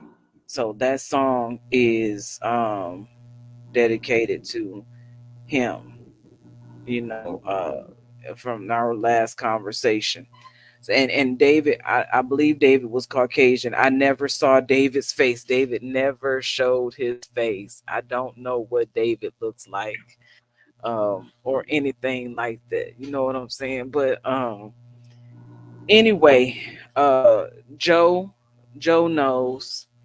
But yes, but like I said, Joe has years of archive messages and information that has been spoken by me. Shabaka's on there, uh, Mandela Khan's on there, Dave's on there, a whole bunch of people. Years and years of good work and building with people. We call ourselves We the People, the Republic, We the People. And this is where I got We the People from, because We the People is not just for dark skinned people or just light skinned people. This is for all people who understand their constitutional right to separate and create their own band of government if the government system has failed to do what they were supposed to do in caring for the people. So we have the right to do everything that has been written into law and how the United States itself was established. We have the right to do the same thing and to establish ourselves in the same manner. And this is the same thing that I have been on for years since I came into this thing. So the only difference is that I have moved more towards my Moorish nationality than any other movement, because this is who I want to know. I want my daughters to know who we are, and that they have a nation, and our nation is global. And so I need them to understand that. So I didn't see, I saw a lot of it, but it wasn't never any near any like more science temples of America near me. So uh I had to become one myself. Um Not officially or anything, but I mean, what's official when it is my life? And so I've been in the process of learning how to operate in that fashion. And we're embarking on that journey, right here, right now. So this is these are steps to the next stage in life. And so we don't always know what's on that stage, but we know the stage is there, and we got to be prepared when we get there. So uh this is the preparation stage, the preparation season for the next stage in life. Hands-on training. Yeah, that. And as I said, there's a financial report for us, and it discusses us financially. And everyone, we use a basic system of, within the population of the so-called United States, they say that 13% of the population is us. Then there's another number for the number of people within their workforce. So that same 13% number has been applied to us. And that 13% number is the implied part of the trust, saying the number of us who should be working for us at our own. That gives us an economic value. When we take time plus energy equals money, we have just acquired an economic value. The value that we're giving it is based on a system of 9. So people like me, like Star Akshita, like Brother Lazarus, like the Cosmon brothers, we're all earning the government 9,999 pesos every week. And we get 20% of that as our payment. Anybody who comes in behind us in the various places, 9,990, 9,981, 9,972. Almost everybody has the chance to earn their government 9,999 and get 20%. All you have to do is operate the government and the government parameters on an international basis. So whatever we're building up for here within the nation and nationally or internationally, we are to apply ourselves in the international field, foreign matters and affairs, with everybody else out in the rest of the world, and that includes Akubulan. And if you want to make that the first step, you make that the first step, but going in as a nation, not as Blacks and African Americans, not people running away, suffering from oppression from over here. But instead, we are going over there as bountiful people with the ability to assist people in being bountiful people. And we could do that all throughout the world. But first, we must accept it for ourselves and do the work that it takes to get it done. And it's simple work, because the work is really self. So are you trying to change the whole world, Ilya? Well, the sun, because we're international, the sun already doesn't sleep on us. And if we're going to uplift fallen humanity is all over the earth. All of these divine beings are falling. So whatever we do to clean up ourselves, we must be prepared for the kid next door to be jealous. We must be ready to help him clean up his too. We don't want Okay. the kid next door to be mad at us. So what if they like being like that? What if they don't want to clean it up? So then what? So then all right, so in everything that I see looking forward, there shall be a one world order. And guess what? We'll be right up in the front with it. There will be a one world order, and that order will have a progression of the way things move. And all across this order. So if this particular group of people don't like living in love, through peace, freedom, and justice, well, then guess what? The whole world will lock you down. The whole world will come together and lock you down. Because as far as we know with citizens, I don't know any group of citizens who would rather be, you have a choice of being at home at 5 o'clock in the afternoon, eating food with your children, get ready to go to bed at 10, so you get up and go do whatever you do at 8 o'clock in the morning and do when your children in school, and then you come home and then you eat.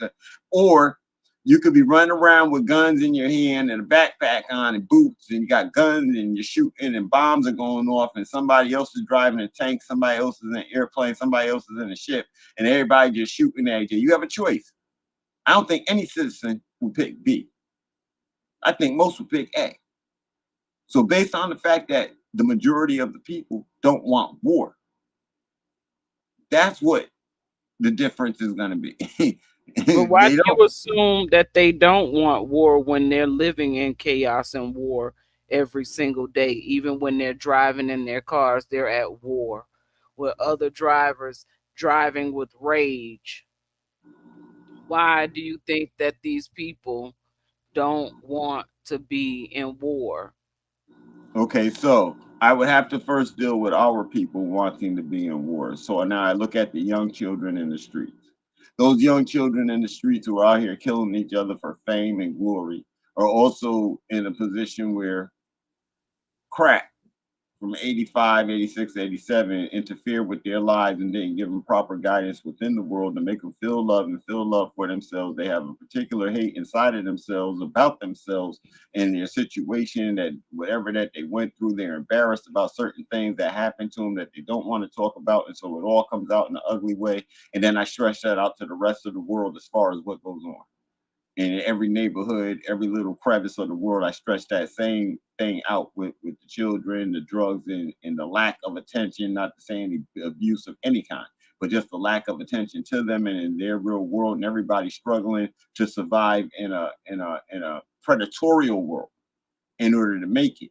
Now, here we come talking about a government. And if we're going to be a government, then we're talking about improving things for ourselves. Along with improving things for ourselves, our methods must be able to cross those barriers and improve other neighborhoods. So if other people are buying into the love, they want to uplift divine beings, and they want to do that love, true peace, freedom, justice, and nobody's trying to control each other, then what are you going to do to help make this type of world work? Oh, okay. So now you're earning the government 9,999 pesos, and your 80% is going. You got help in the car and all of that. You got that in an insurance thing. You go get it, and everybody's living lovely. And as each group in each nation signs on, everybody's living lovely. A one world order with just peace and love and food. Listen, you drive. All right. So somebody works a farm, right? Because they like working the farm. They help get the food over to the people who like driving trucks, who then get it on to the people who like driving ships. Everybody's written into how much they're making on pesos just for doing that. They ain't got to worry about getting paid from nobody else. No, you're producing for people and you're making things happen. And then your equipment and stuff like that and building and stuff. Well, we got the government, it kept 80%, it's going this way and that way. We need more ships. We can buy more ships. We can get more of this. We get more of that. We're a functioning government making things happen with the finances to actually pay or credit to ourselves the things that necessary for us to actually be a nation. But we have to want to do it. But we can't make a pretty yard for ourselves. And then when you do, you have a choice. Build up a big wall like Trump want to do, or simply extend what it is that you're doing for yourself into other people being productive in themselves. That's it. But you see where all of that sounds so lovely. It sounds so wonderful. It's the execution of it which seems impossible. They already want a one world order. They just want a one world system that fits everybody. But they already want a one world order. We will help usher in a one world order, and we're going to be on top of it. You know why? Because doing the other that you would have done to you, and we'll take a vote. All the citizens in the world, everybody put it in every language. All the citizens of the world. Do you want to fight? Do you want war? If you don't want war, then what the hell is these people talking about in government? What are they doing? What's going on with them? How do you keep ending up in wars where you're blowing up stuff instead of sitting at home eating mutton? I'd rather be eating mutton stew at 5 o'clock than to be ducking from bombs and stuff like that. How dare you have a war in the middle of the football season in the United States, in North America? You do not have a war during the football. So that I feel like the basketball dudes and the baseball and hockey dudes, they all, how dare you have a war during our season? We're at home enjoying ourselves with our family, talking to our sons and daughters about playing the sport next. And y'all want to blow things up? Nah, man, that ain't cool. That ain't cool. And nobody agree with it. The creator said there's an abundance. Man says scarcity. I'm willing to bet on the creator and there's abundance. And all I got to do is count your waste.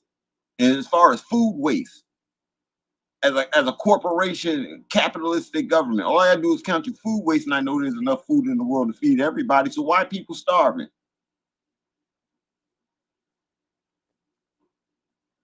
And so this is what I'm saying. We sit in the middle as far as being a government of all the BS. We sit in the middle, and we have a right to call these things out as far as we're international level. We're looking out for everybody. We're not just looking out for ourselves as a nation, because in looking out for ourselves, we're making sure that everybody has the same rights and ability. We don't care where they're from, who they are.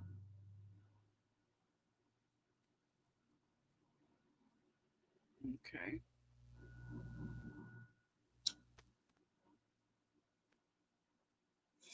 And we put prohibition on our money too, because so like weapons, the biggest gun you'll ever be able to buy from us is a 6-shooter with pesos. If you're not military, the biggest gun you ever be able to get is a 6-shooter, a shotgun, and a 22-yard rifle. Other than that, if you got a weapon, it's a weapon of mass destruction, and we don't care if the FBI is coming to see you. You do not need a 19-shot gun automatic in your hands at any given time as a citizen or just regular citizen of the land. That's going to prove one thing: we don't want war. You don't need anything bigger than that inside of your hand. So anybody who has that, like people who own them now, we grandfather gun control. We're grandfather, those guns are to be destroyed. And AR-15s and all of that. When the owner dies, they get destroyed. The only people who have weapons like that, automatics like that, should be military. Police have, since the regular resident, the police get 9 shots. No more. After that, you got to reload. They give you a lot of time to think about what the hell you're doing. We change the laws on everything, but we got to be the ones to stand up and do it. It's just the writing of the laws and us agreeing that yes, this makes sense, that doesn't make sense. And then if you're asked about it later on, when you explain it, it can't sound like it just came from me. You have to be able to explain it on your own terms and level of why we would. It has to be a lifestyle. Yes, ma'am. So when you saying all of that, are you just saying this as it pertains to those who agree, or even if you don't agree, that's what it is? Even if you don't agree, that's what it is, because All right, so we have a treaty with the United States where we're ourselves, they're themselves on this land, and we agreed to work it together. So now when we present things like that to the United States is gonna say, yup, we've been trying to get them guns anyways. And now y'all are coming with something nobody can say nothing about. They still have their arms, but what they don't have is guns anymore. So you can't buy an AR-15 for your 14-year-old child and he go shoot up a school. As soon as you bought the gun, you WMD, weapon of mass destruction. That's what you got in your hand. You a terrorist. What you need that for? I ain't seen any good come from any of them. I still ain't heard about somebody who shot up and saved their mama. The house was being robbed. I still ain't heard that. All I hear is schools. So we're gonna remove that from the public. Anything and everything that endangered or has endangered the general public is sought to be wiped out. Well, Even that. So that means that you're proposing to end the production and sales of those things, because how can you stop it? Not completely, because the military, because I don't want anybody to have, fair. I don't want nobody to have better weapons than the United States. Y'all been running around here shooting people up. Now y'all can stand around and wait for some dumb stuff to happen before you get active. Other than that, keep your military going and keep doing what you do as long as other people doing what they doing. I'm not standing in the way of that. What I am standing in the way of how these weapons of mass destruction are getting down to the street level to people who shouldn't even be having them at certain age, especially at certain ages. I am concerned with that immensely. And I know that since none of them have buildings where they're manufacturing them, they shouldn't have them the way they have them. But why? Now, where are the parents? Okay, so your child goes to school. On your child's way to school, certain people pick at your child. Certain people come and teach your child certain things that maybe you don't want your child to know. Your child learns this coming from school, going home, on his way to school, going to the school. Your child learns of these different things. Now, your natural son is a pirate. I mean, you might not want to see it that way, but your son is a pirate. And if you just look at the life, he's going to want adventure in his life. He's going to want to take a rope, grab it, jump out of a tree, and swing from the tree branch back and forth. You just got to expect that he's going to do it. He's a little boy. That's what he wants to do. So now he learns about money and stuff and what it takes to live, and people are enticing him to these things. He might want to check it out on the way home. It's just a quick thing on the way home. Mommy doesn't even know. Daddy doesn't even know. It looks like I'm just doing this and I'm just, doing it. But it's the fact that they go to school and they're taught these different things. Then when they watch TV or if they're on these games and stuff, they see different things that relate to it that enforces their behavior to go out there and do what it is that they're doing. And the same thing with adults. I put like 3 different movies on my front page.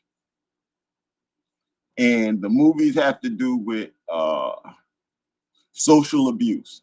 And one of the movies, the young women, they're called something like They're Too Young or something like that. And they had these young women coming from foreign countries, coming to another land, one of the islands, and they were enslaving them through the embassy. Enslaving them into the sex trade. Mm-hmm.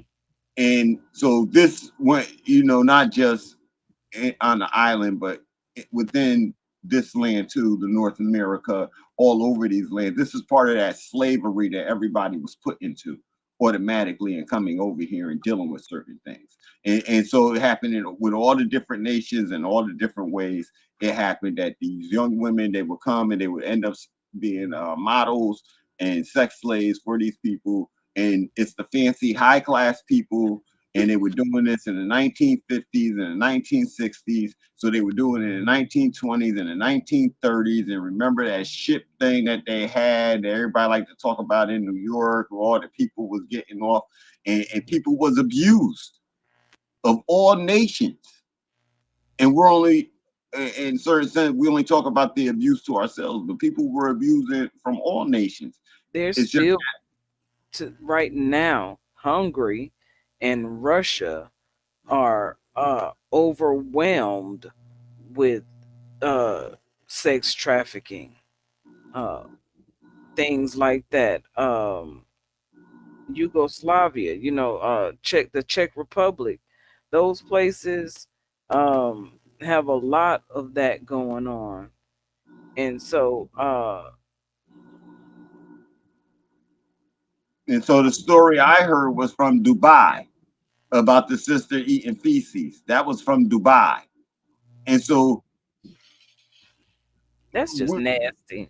it was You have to kill me. I'm sorry. You gonna have to kill. Just go ahead or beat me to death. You don't have to hurt me. Listen, they did it. They knew what the deal was, and they went there to do it for money. That's why they went there and did it. And that's so nasty. I don't what? Ew. And so this is why I'm saying, like, this predatory world is the reason why people are doing things that they're doing, because the world has been set up in that nature, and so everybody's acting out of nature in order to exist. Because parents are selling their children. Everybody's acting out of nature, but parents, when you talk about slavery, that's what it was. Parents were putting their children to work for companies and stuff, for different people in different houses and stuff like that, putting them to work. And what was really happening was opening the door for an easy way for sexual abuse. Yes. And other abuses, because it wasn't always sexual. Well, okay, yes, ma'am. Yes, ma'am. Okay. But yeah, it's for abuse. Yeah. I read this book, Slave, and it was two different books. One book was called Slave, and the other book was something else. But anyway, the book that I'm talking about referred to, she was taken from Sudan and made into a housekeeper. Like she was, she was a servant, and before she had got in that situation, she had been she talked about her story from her tribe and how they circumcised women. And so she was a circumcised female who was captured and enslaved. But then that whole situation with the woman being circumcised, that had grown into a whole nother issue with women from Africa or Al-Kibalon, in those different countries, and why they do that. So basically my point is that it starts at home. We say this, it seems like every week. It starts at home, and children are groomed into the adults that they become, and it takes a lot of soul work to unlearn things that have been embedded into your mind and in the way you behave. If wrong behavior is never corrected, you think that you're right until you get into a situation and it's too late to change your behavior, because now you have been subject to the jurisdiction of colorable law in which you have been behaving in that manner to get caught up in that. And so this here is not a place where we're trying to abuse you. We're saying this is what we're doing, this is how we're living, and we do need numbers in masses for people to make it a movement that is in motion. You know, we could be on this internet talking all day long, but that's not the point. We're not asking for anything except that you know the truth about who you are and where you are and what you are, and to come and be that with us. You know what I'm saying? Um, it seems like we people get so comfortable in their everyday life and existence that it's hard to fathom change.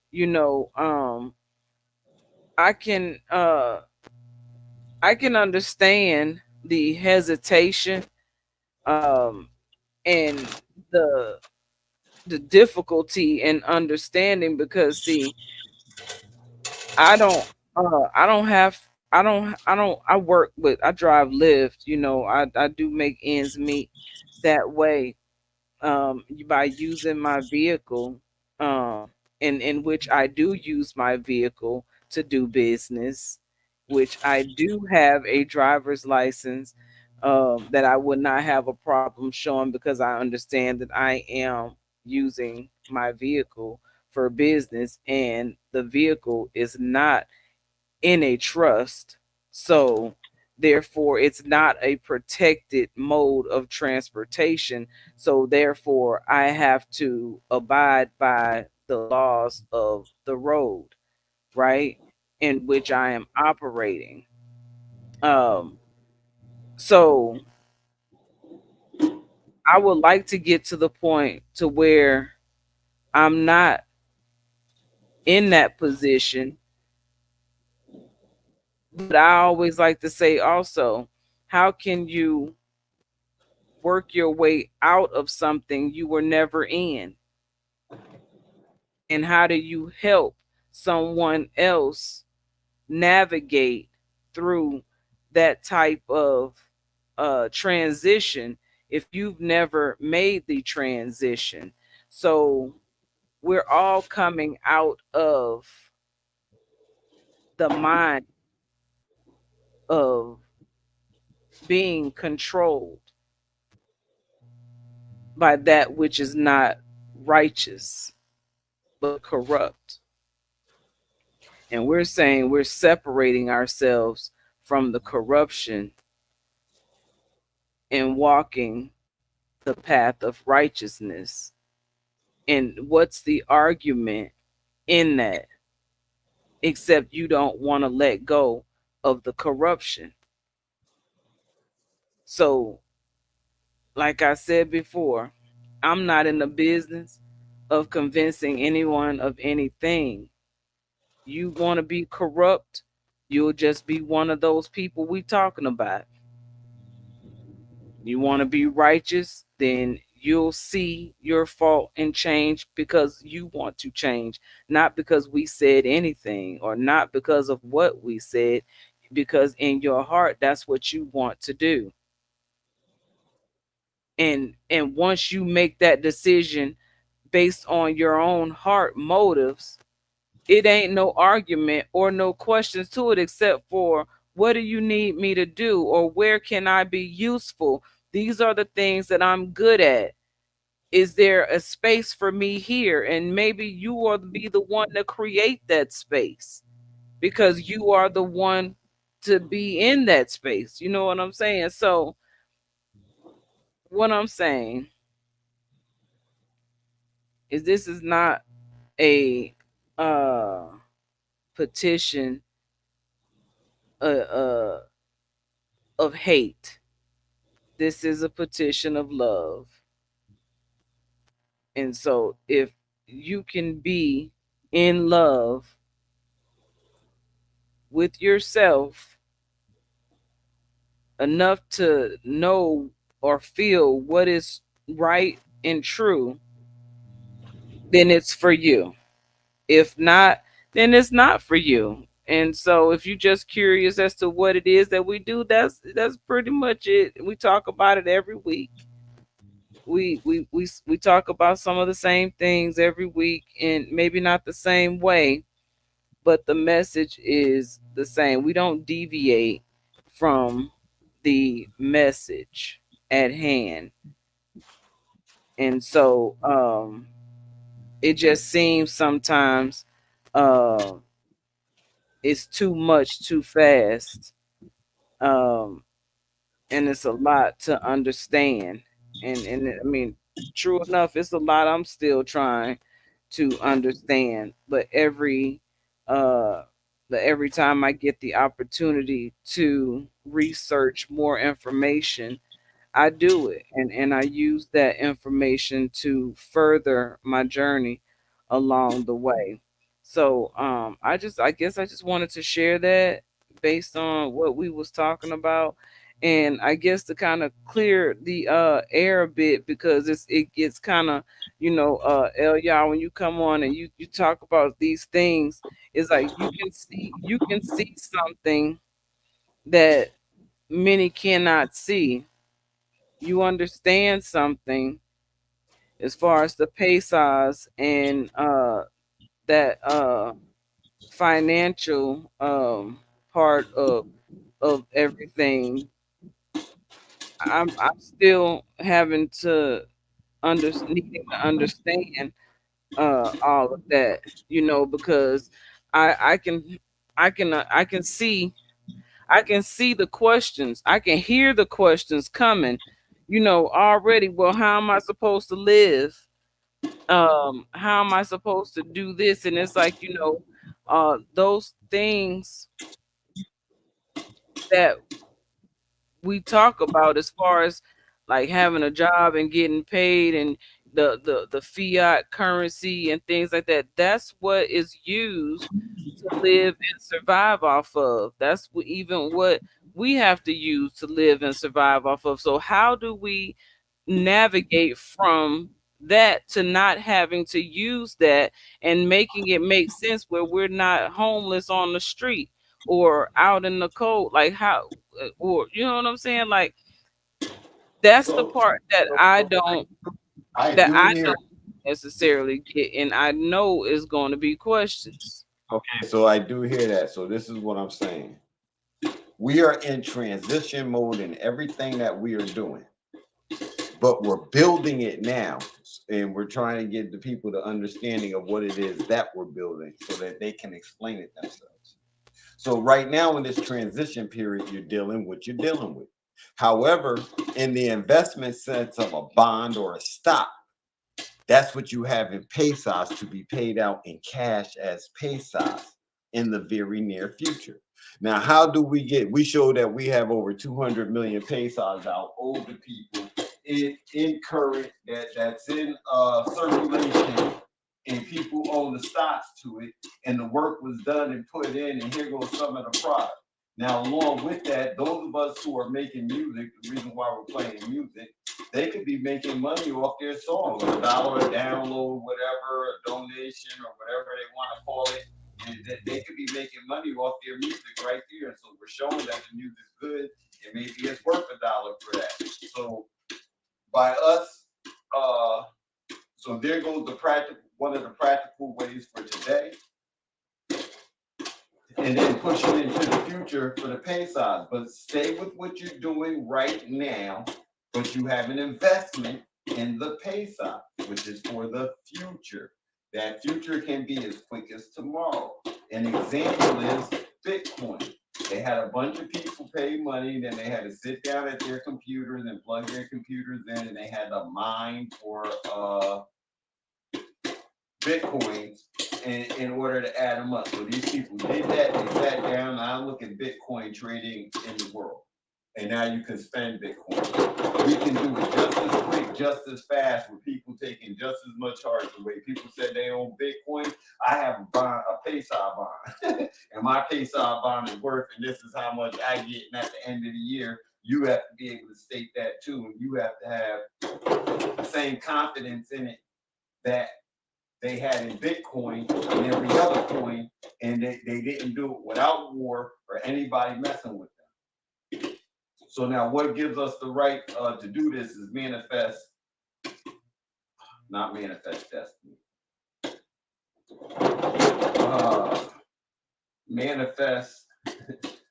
Manifest sustenance. And so since it takes money, and money is artificial, now we have our way of counting money, and our money is real because it comes from our own energy. Our money isn't made off other people's suffering. We didn't do it with an army in order to make our money. We did it by going to work for our nation. So our money is always good. And the only thing that make it bad is that which we're out here buying weapons and still killing each other. And we're able to show that the sales are being done in Payside. Oh, we're messing up. Our people, and we deserve to suffer some type of financial penalty for it within the world, just like the stocks go up and stuff like that. Mm-hmm. We're the ones. They're finding out that we're the ones who are. We got people locked away and we're abusing them. Oh, our the money that's being used to do that, we suffer because of these bad behaviors. But as long as that's not going on, our money don't suffer. But it's the work that you do for the nation that establishes the bond that makes the money. It's the work that you do. And it's just like Bitcoin or anything else. But it's real. Okay.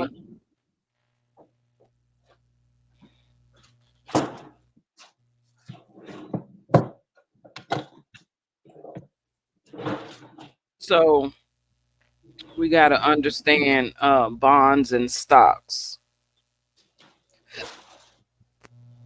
to understand how to access Payside. Not to access them. To access them, only thing you have to do is say, okay, I want to access the Payside, my account with the Payside. Okay, so what do you do as far as work? Now let's take Paris LeSean, right? Mm-hmm. Of course, they take out the black, what they're doing, and all that terms, and then because he's in the media, his media group, he will get 9,000. He will be earning 9,999 pesos a week for the government, and he will be getting 20% of that every week because of what he does with his radio show.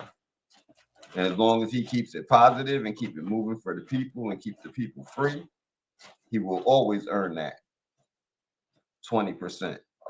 Now, based upon whatever awards or whatever, as we move on in the future, people can move up to 27%. But if you ask for more than 27%, you're being greedy and selfish. And if the government ever tries to get more than 73%, they're being greedy and selfish. Not more than 73, more than 80. They're being greedy and selfish. And everybody should watch for that. And so the only thing that's left now is for people to be merchants and stuff like that. You're getting these Payside, you're bringing it home every week. So now you be a merchant. You take your money and you invest it in the different things that it costs in order to do. We trade 1-for-1 with the United States dollar, just like Bitcoin. Bitcoin got a right to trade 1-for-1. We trade 1-for-1.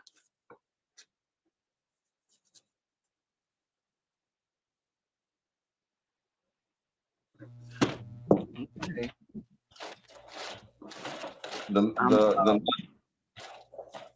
Yes. No, I'm just making some notes on some things I wanna Okay, so now in running government, the edification board Whoever's the head of it, 9,999 pesos. Whoever's the next person, 9,990. Whoever's 9,981. You just go down 9 for each person who comes in under that edification department. And that's how much people are making a week. And they get to keep 20%. And whatever other department, the justice department, where the laws are conveyed back to the people. Same thing, same thing, same thing.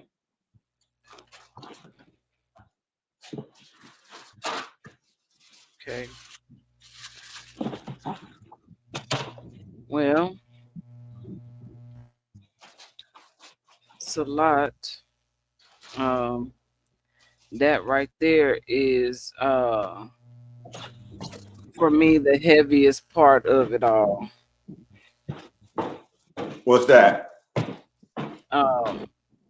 Just the financial part of it. Well, most bonds take 10 years to pay off. And really, you're only making pennies on the dollar with them. But it's how many of those pennies of the dollar that you done put in to the bond that actually makes the bond have its money and stuff. So us doing work bonds at 9,999 is really nothing. And when we show the full finances, let's say like the best of us, we'll be living in what the United States call middle income lifestyles with the amount that we bring home. And that'll be the average one of us.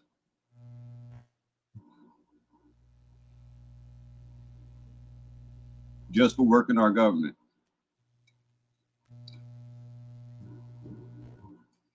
I should have said and or working within our nation. Mm-hmm.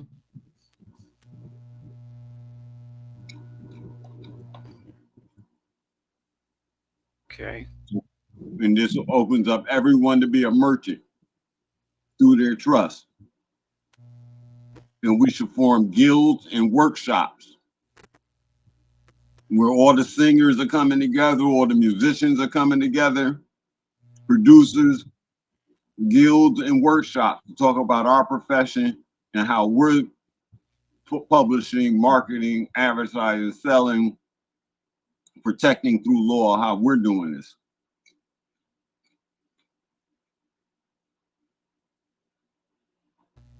So we got a lot of work to do. That's what you're saying. Yes, ma'am. That's a lot. And see, we don't have to do it all. There are people out there with the knowledge and wisdom to do it. They come in and do it. We just have to let it be known that this needs to be done. That's those who do. Yes. Okay.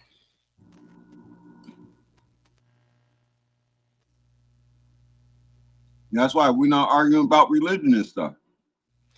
Too much work. For that. Yeah, way too much work to do to be arguing about that.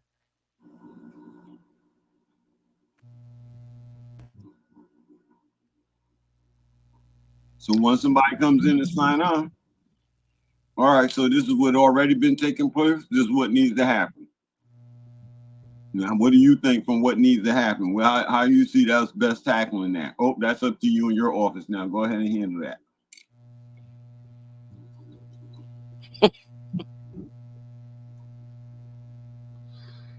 Government. Mm-hmm.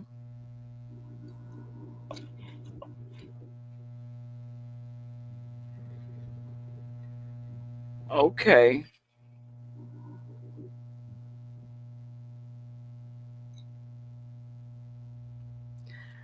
I'm full.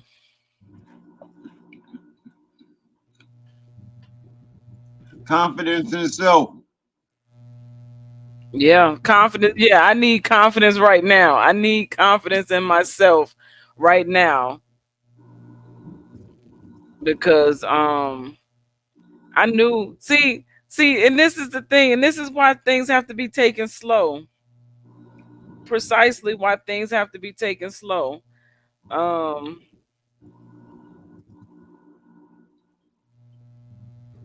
Because sometimes things are just too big.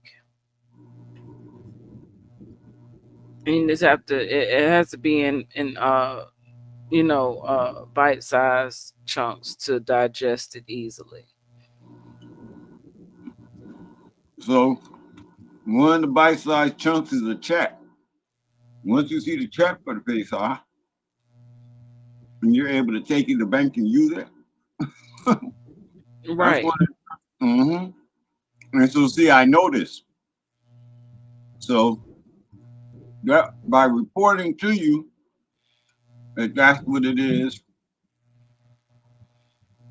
that if you're accepting yours, then we told you how much you're earning. So when it's time for you to get that check in your hand, you just get the check in your hand. So would it be possible to do like maybe in addition to this right here, like it doesn't maybe have to be 10-15 minutes, not, I put 20 or 30 minutes, but like a 10 or 15 minute overview of the finances, maybe every 2 weeks or something like that, or weekly, like a financial report that you don't just send it through, because people don't know what they're looking at. They don't understand it. So if you do like a 10 to 15 minute breakdown of that information, and the more you speak about it directly, no other communication around it, directly speak to that part of it, I think it would be a little easier to digest the more and more it's heard or it's discussed singularly like that. Do you have it in front of you right now? Have you The want report. no. Hold Okay. on.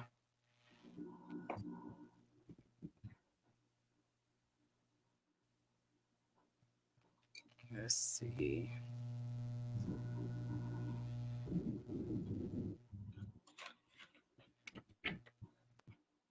Well, let me do it this way.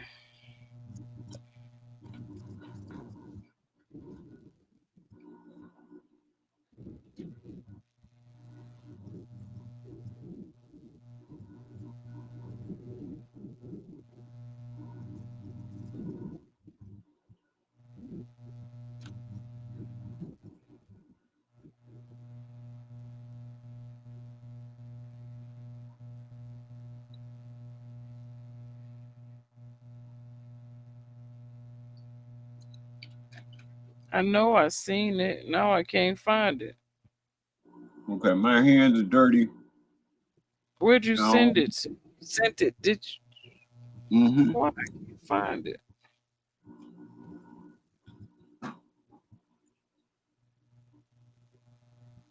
But you know what?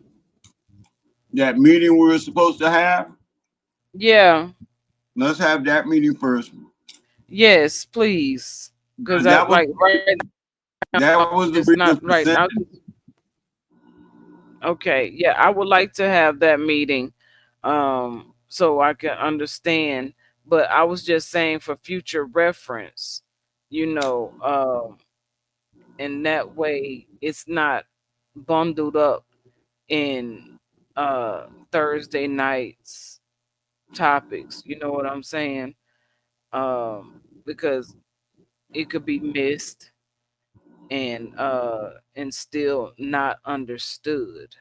So if you just dedicate a few minutes, or like a short video, 5-minute video, and break the information down, and we could post it on the channel. A pre-recorded video posted on the channel, so people that come in, the information is on the channel to be seen. You don't have to always repeat it. We can share the information that's already been shared one time. You share it one time, and capture it on the here, and then it could be shared multiple times. You know what I'm saying? In different arenas, however many times you want to do it. Um, so uh, that'll dedicate that it'll be dedicated to that, the financial reporting news break or something.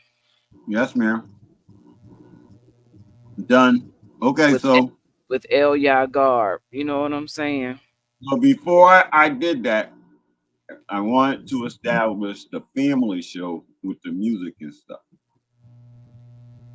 Yeah, that's gonna take some. That's gonna take energy. Who's gonna be performing? 'Cause- Well, listen, I don't know who's going to be performing, but we put it out there, and the artists that were already playing and stuff, we put it out to them. We go on, we like tag people in Facebook. We go on, and we do it. We do a couple of songs and we get out. Nobody joins, they don't want to do it, we get out. But we do it, we put it out there because it's a product.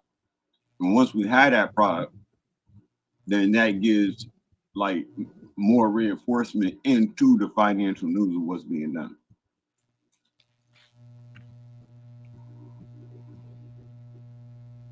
We're in the media. Mm-hmm.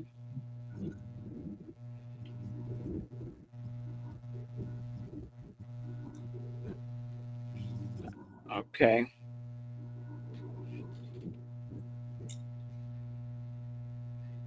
Well, I don't know. Uh, well, maybe y'all can come with me to karaoke night and I do live from the karaoke stage. Okay. But how does anybody else get to perform? If you had The same thing. Or I What? mean, I don't know. I don't know. So right now, both of us could perform right now. I mean, because that's we all we got right now. So, uh,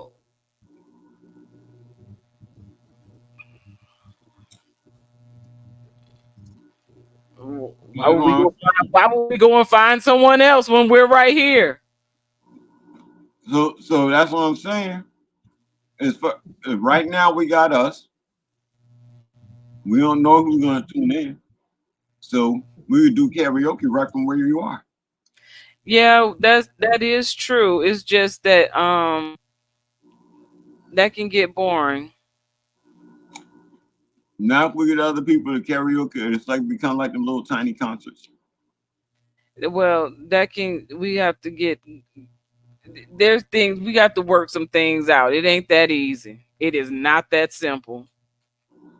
It sounds simple, but it is not that simple. Jesse, you want to come on and sing a song, Jesse? Because the quality and sound and all of that gotta be in order, because otherwise it's just not good.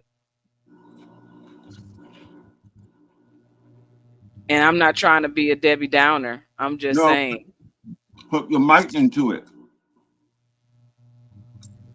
But everything sounds fine. But everybody got to have right, and I don't know why. I did mess around with the microphone. I've set everything back to default.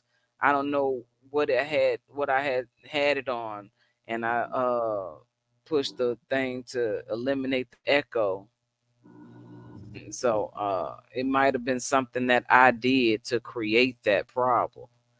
So hopefully this is how it's gonna be from here on out, because that whole sound thing was just really just irritating me, because I'm like, okay, come on now. It's getting to be a little too much now. But yeah, no, I'm just saying, because I don't know. LOL, I definitely let you know, right? Sasha. Like I should be like, can't hear you. Your mic is messing up. Word up. They did the little tiny concerts, and it worked just fine. Yeah. Okay. So, well, the only thing we could do is try. So, I mean, we just have to. I don't know. It's been a lot going on. It's a lot going on, and if we're the only two really putting in the work, it's tiring, and It's then tired. it is tiring. I do a lot. This I in my week, uh I'm busy every day. There's not a day I'm not busy. And so I don't know how to tie it in because I have so much going on. I mean, so many appointments to tend to, and those appointments can wear me out at times. And so, and not only that, I'm driving my daughters to and from school, and I cook dinner. You know what I'm saying? Like, I don't cook dinner every night, but I still cook dinner. I tend to my family, you know, and it just be too much. I need help. I understand. It's all good. So I don't know. As far as that goes, I do things on my own time and my own terms. I can't make time to, you know what I'm saying? When the time is available, I do certain things, and it's not always the right time for the group. You know what I'm saying? I be on my own time, and and that doesn't always sit with everyone else. So I don't know. Well, for I different say things, we all it'll have we all have those different situations for different things. right, right. So we'll have to come up with a method that can work, because maybe a pre-recorded something, or something that's already been shared. Like I said, when I start doing karaoke, I wouldn't mind recording myself or doing a live stream, excuse me, for that time being, and that'll be my way of contributing right there. I don't know. Okay, so when you do, how would you get one of your originals in? What you mean? Oh, well, I gotta get my jitters out first. I'm, and I'm not even that comfortable doing performing my own music yet. You know what I'm saying? Like, I gotta get comfortable with the stage first. I don't even know how I am on a stage, let alone showing myself. Not like that. Uh, So not, I don't know. that personality that you have on Facebook, if you just take that attitude to the stage, That's who I am. So yeah, I can't got no choice. That go with me everywhere I go. This is what you'll I be am. fine. You'll be fine on stage then. Yeah, I'm not. I'm sure I will, because all I gotta do is talk my way through, and gain the audience attention. You know what I'm saying? And talk to them. And I don't think I would have a problem. It's just that I have not done it. I can do it. I've done it on here. I'm in here by myself. I don't care what y'all say out there on the internet. I can't see your eyes. I can't see you're being bored, or you know what I'm saying, or not interested. I can't see any of those things. So I don't know. I don't know. I'm tired, and everything seems like it's too much right now. Sitting in my brain. Everything seems heavy right now. Um I believe that in the right time, all things happen. So there's no need to rush anything. Um, just like when the student is ready, the teacher will appear, and you learn all along that it was you. So only thing I can do is continue to do what I do, and practice my own craft and my own skills. But uh, I might have to start off with other uh, doing karaoke to other people's music until I get comfortable. Because if I don't ever go anywhere and no one ever knows me, they're not gonna want to first thing hear me. They don't know anything about me. You know what I'm saying? So I have to build up a audience, and so it starts somewhere. So So for somebody who outside from out online. I never perform in public, and You me and my brothers used to do promotion work from like 1987, 1989, the 90s. We used to do our own shows and stuff like that. But I was never on stage as a performer, but I would open up on stage, you know, greet everybody and stuff like that. the MC. And you tell a couple of jokes and then close out, let the stage be taken over. But then I always said, when I retire from the nonprofit world, I'm gonna make my own music. So that whole time, I did karaoke. I did do karaoke, but I never performed my own music. And all the hip hop artists that we did, they performed their own music. So 2019, I went to a club where Phil Blunt was hosting a show. And this was 7 years after I quit selling the music. I went in there and performed my first song. And when I was done at the end, the people were singing my hook as I was closing out. Nice. And so until you have that personality where you could go in there and pull off the same thing. I'm telling you right now, you have it. I'm telling you, you have it. You just have to stay within, be yourself. You have it. People will be into you as soon as you open your mouth and you start.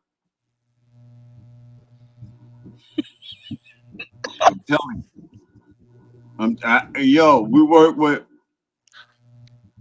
with Stiz Beats, his mother, his sister. I provided security for her at one of her modeling shows. Who was this? Stiz Beats, STIZZBEATS, and he made it to MTV something and Words and stuff, all that good stuff. He used to be one of their artists or something like that. His mother was the manager at the time. We put on different showcases, showed artists how to get at it in there, how to present themselves and things of that nature on stage. And my first time going on, even like some of the artists that had been on stage that I put on, oh, you gonna go from promoting to performing on stage? What? I told y'all. I done told y'all this is me. They turn them lights on, it's me.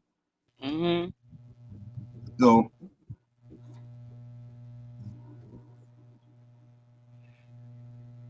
yes, ma'am. So you went from promotion to performance. Yes, ma'am. Yes, ma'am. Promotion and showing, giving demonstration on how it gets done. And people they throw parties and charge people to come to the party, to perform at the party. They're talking about they're getting paid for exposure. You should have put the show on yourself then and pay for the facility. I know that's right. Right. You paying for exposure because you open up for somebody. They supposed to be paying you. If they're not paying you, what you jumping for the exposure? You don't need exposure like that. That's getting used. Right. And people didn't understand my math and why, and see things like that, I turned down. Look at Jesse. Mm-hmm. We got beat, Jesse. We got beat, but we own it. Yeah. Facts. Facts.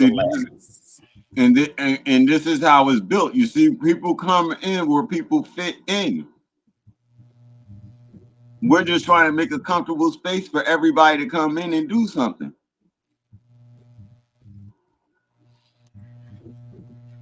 So you want to know money, we make a song, put it out there and sell it and get licensed, we making money. See, I think that we should just work with what we got, and as we continue to grow, other people will they'll see, they'll hear us because we're putting it out there. We're not hiding anything. You know what I'm saying? It's like when you, I don't know, I feel like this when you let people know we want you to come, the people will resist you purposefully. Resist you even if it makes no sense to resist. It's like they want to resist. And so I just feel more comfortable talking to us rather than to them. And whoever us is us who's on here. Us who come on even later. It's us who join in. Us who join in. Yeah. Us who join in. Them who don't join in. And if you didn't join in by your words and actions, then I'm not held to anything that you thought we was all talking about doing and stuff. And that has to be absolutely clear. I'm not tethering myself to anything. But in order for a nation to exist, it must be clear that it takes all of us. Right. Well, we are the nation. And so who says how many a nation? Is there an exact number that makes a nation? It's no, office. 2 to 3 people coming together can begin to form a nation. Okay. Now, in order for that nation to run, it must have people within that nation that are about that nation and help holding up its values. Right. And work within its system. Without that, then it's just, 2 or 3 people. But it's not a nation. Right. It won't be. So in order to have a nation, a government, people need to be about it. Right. About it being about their life. Yes, ma'am. You wake up tomorrow ready to serve the government. And that's what does that mean, ready to serve the government? So when you get up tomorrow, are you standing in place as Ma'at? Yes. Oh, there you go. All right. Okay, so just get up and do the right thing. All right, yes. Yeah. So in simple terms, get up and do the right thing is serving the nation, serving the government. And so now what did you put your word to throughout the day? What did I put my word to? What did you put your word to throughout the day? And now are you keeping your word? According to what you said. Yes. Okay. So these are the things that I said our nation are right. And as far as having governance of self, that we know each one of us is standing on in governance of self. So when questioned later, it all comes out the same way. And it's like the Constitution. If you ask about something in law, the United States, you know, Constitution, we have to be the same way. We have to, in order for us to consider ourselves a nation and be able to do something different. That's going to help all of us.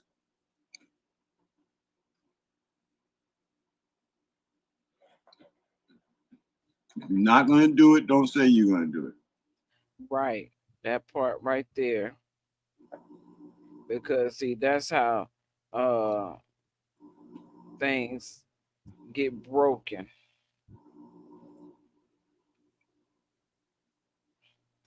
But confidence in self, having the confidence to go against the grain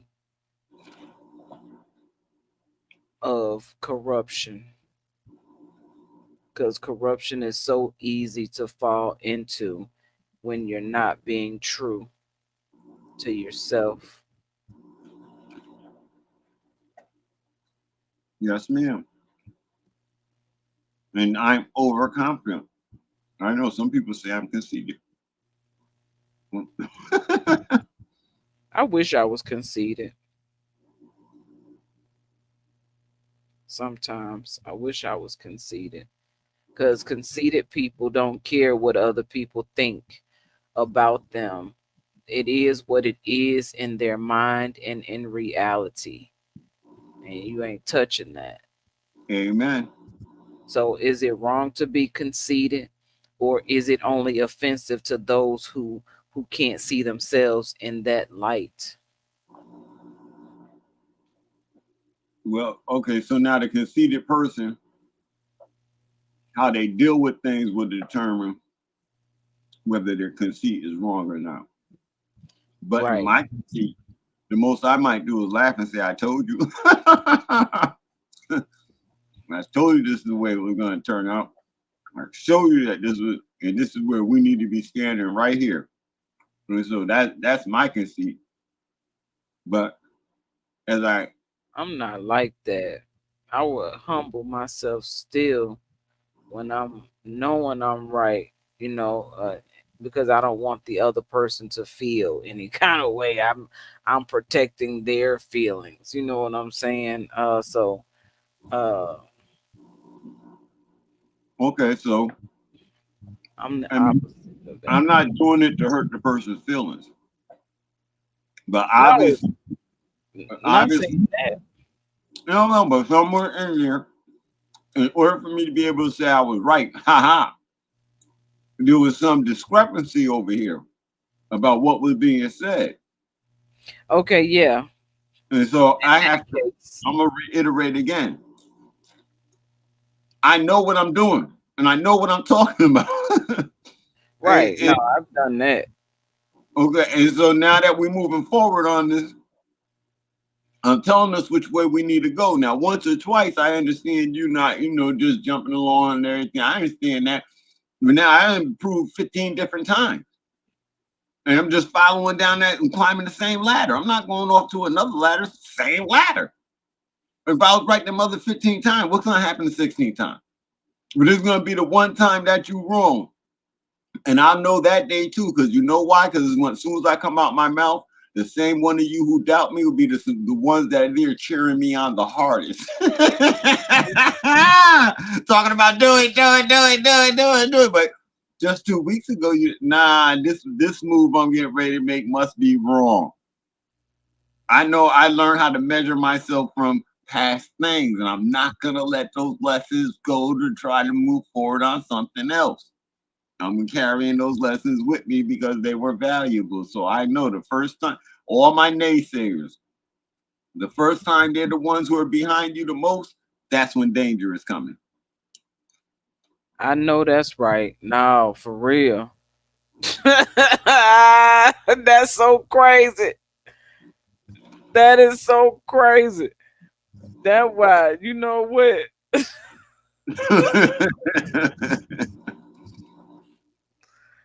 Man, you gotta watch the ones that's watching you close. Yes, ma'am. That is crazy. You would think that, people would be into things for the right reasons, but people don't always be in it for the right reasons. Whew. Yes, That's ma'am. where discernment comes in, and uh all the time do what Shabaka say. You can't let the right hand know what the left hand doing. Can't let the left hand know what the right hand doing. Okay, so I don't like that statement. I don't either, but I mean, it still makes sense. But wait, you got two hands, one of them left, the other one right. If they don't know what they doing, you uncoordinated. You Well, undrop stuff ain't gonna work out right. right. So that's why I don't like that statement. Now to change that statement to don't tell everybody your business, well, see, that's clear and cut. I understand. But the left hand not knowing what the right hand doing sound like you clumsy. You might cut yourself with the knife. You Sound can't like shuffle a deck of cards. it sound like you keep a secret from yourself. Thank you. So Thank you. So you keep yourself blind and lost when you keeping secrets from yourself. You know what I'm saying? It's like you're not allowing it's like your body's in control. You're not letting your mind know, because your mind controls your right and your left. So if you're not letting your mind or your body is in control and your mind is not in control, then who's controlling your body? yes, ma'am. You know what I'm saying? Whose mind is controlling your body? Because your body operates off the motherboard of the brain. So, Yes, ma'am. that's a pretty good question. Who's operating your body if it's not you? If it's not the mind, the right mind that has been given to you to operate with logic and reason. If that's not you and you don't know and you can't find logic and reason, that means that 9 times out of 10 you're probably under the influence of a energy that is causing you to do things that you don't recall. You don't want to recall. Don't want to recall, right? But not so much as some. I believe that you people are out of it, in the when if their body and mind have been overtaken or in possession of a negative energy, their vessel is being used. They're on autopilot. They don't really know what they're doing all the time. Not in full detail. So okay, I'm not giving any criminal that out right there. Oh yeah, you right about that. That was like, oh yeah, no, I was demonically possessed. I didn't have any uh I'm I had no idea what I was doing, and that's not true. That's not true. not I'm just giving yeah, anybody that out. you right. You are absolutely right. Nope, nope, nope, nope, nope. That's why we're all accountable and we're making it plain. Yes. And this is why we keep going over the same things, because in discussion, all these type of things will be said and will come up. And when it comes back to my table, like, but we already said we wasn't going to. Well, I thought it was already established that that wasn't going to be the thought of this thing right here. Mm-hmm. We're already moved. That's why half the deal is done. Now it's just up to us to live by it and to see some of the stuff that we have sympathy for and empathy for. is actually to our own demise. Mm-hmm. That's why using terms like "don't let the left hand do it with the right hand," that always sounded crazy to me. That sounded like you tricking yourself every day. I don't have time for it. My left hand, right hand, they're together on what I'm doing. They both know what's going on. Right. I may not tell other people what I'm doing all the time, but left hand, right hand, I don't understand that. Mm-hmm. Confidence in self. You know, they used to take photographs with their left hand. Was it their left or their right hand inside of their coat? And that was a symbolism of not letting your other hand know what the other one is doing. So basically, you were in secrecy. So that's like some Mason stuff. Okay. See? So my conscious is conscious of all these type of things when I hear them. Mm-hmm. And so I strip it automatically. That can't be a part of moving forward because it's already served to our demise. Mm-hmm. I really don't like the word loyal. As far as I'm concerned, you're loyal to that next thing that gets you over. Mm-hmm. You're not true to it. You're not honest to it. You're loyal to it. Loyal comes for sale. The highest bidder. So I don't always trust the word loyalty. But if a man is true or honest to something, I think to be loyal is to be with something wrong or right. But the right has to outweigh the wrong. Or I don't know. I'm just look. I'm tired, and I don't know. I don't know anything anymore right now. rest side. Everything sounds good.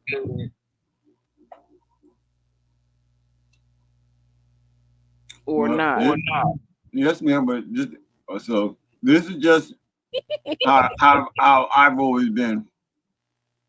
And I do this day and night no matter what. Yeah, me too. But it's been a lot going on. I'm still trying to recover from a lot. And yes, so ma'am.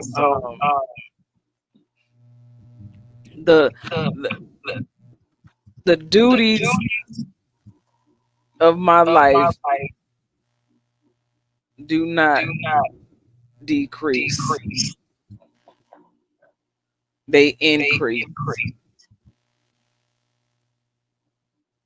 And so the main duty right now is taking care of me. Yes, ma'am. And so I can't do anything for anybody if I can't do it for me. So yes, ma'am. So you keep dropping that music when you're still doing something for everybody and you're doing something for yourself. Right. So I'm loving the music. I'm ready to work on some new stuff. And I'm getting better. I see my stuff getting better. So I'm enjoying the process, the progress. So I don't have anything to say or to add except to have confidence in yourself and be accountable to yourself. And don't harm anyone else's confidence. And if you do, be man or woman enough to say you did and recognize your fault in it and correct what was wrong. I talked to my daughter and I told her that I recognized what I did by saying what I said. And I apologized to her. And she forgave me. And so it's not the first time, and I'm sure it might not be the last time. You know, we're growing each day. So continue to grow with grace and be easy with you. Because I'm not trying, I'm learning every day to be easier with me. I yield the floor. Y'all have a good night. Episode 22. Well, I just say peace and love. Thank you for being you. We come a long way from where we started. And so we're just moving forward from where it all began. And things are moving forward. And that's the only way that I can see things, the only way I'm gonna look at things, the only way I'm gonna talk about things is moving forward, because that's what's happening. But you know, we'll get with you on the well, after the meeting with you, then the financial reports on a weekly basis. Should be good enough. And yeah, we'll do that. So yes, peace and love. Thank you for tuning in. Everyone, happy holy day. And have a blessed day. Islamism.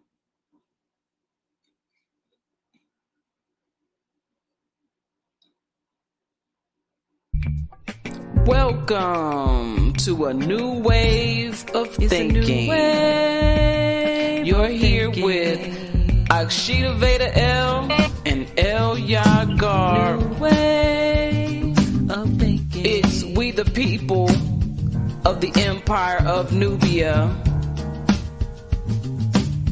Get ready to open your mind, sit back and unwind to take in the discussion, to prepare us to win. We are sovereign, we are law. We coming with concepts here that are fundamental building blocks, focusing on principles, thoughts, and beliefs. We're here to shake you up, to wake you up. Islamism. The masses is suffering with temporary mental illness of cognitive dissonance. Open up your mind. We are speaking from experience, various perceptions, while we maintain effective communication in the lines of respect. Our thoughts become connected through human cognition, which is the process of acquiring new information and understanding based on personal experience and relatable topics of discussion. We are the currency of the know, knowledge, wisdom through love, bringing peace, justice, and truth as we gain freedom. Freedom in the mind. Open up your mind. Freedom of the mind. It's divine. To be one in unity, togetherness, you and me, we become we, and we are the change that we want to see. It is our time now, so come and get ready as we bring a new wave of thinking. It's a new wave of thinking. New wave of thinking. Islamism, peace and love. Till next week, people. Night. Islamism, Black Star. Islamism.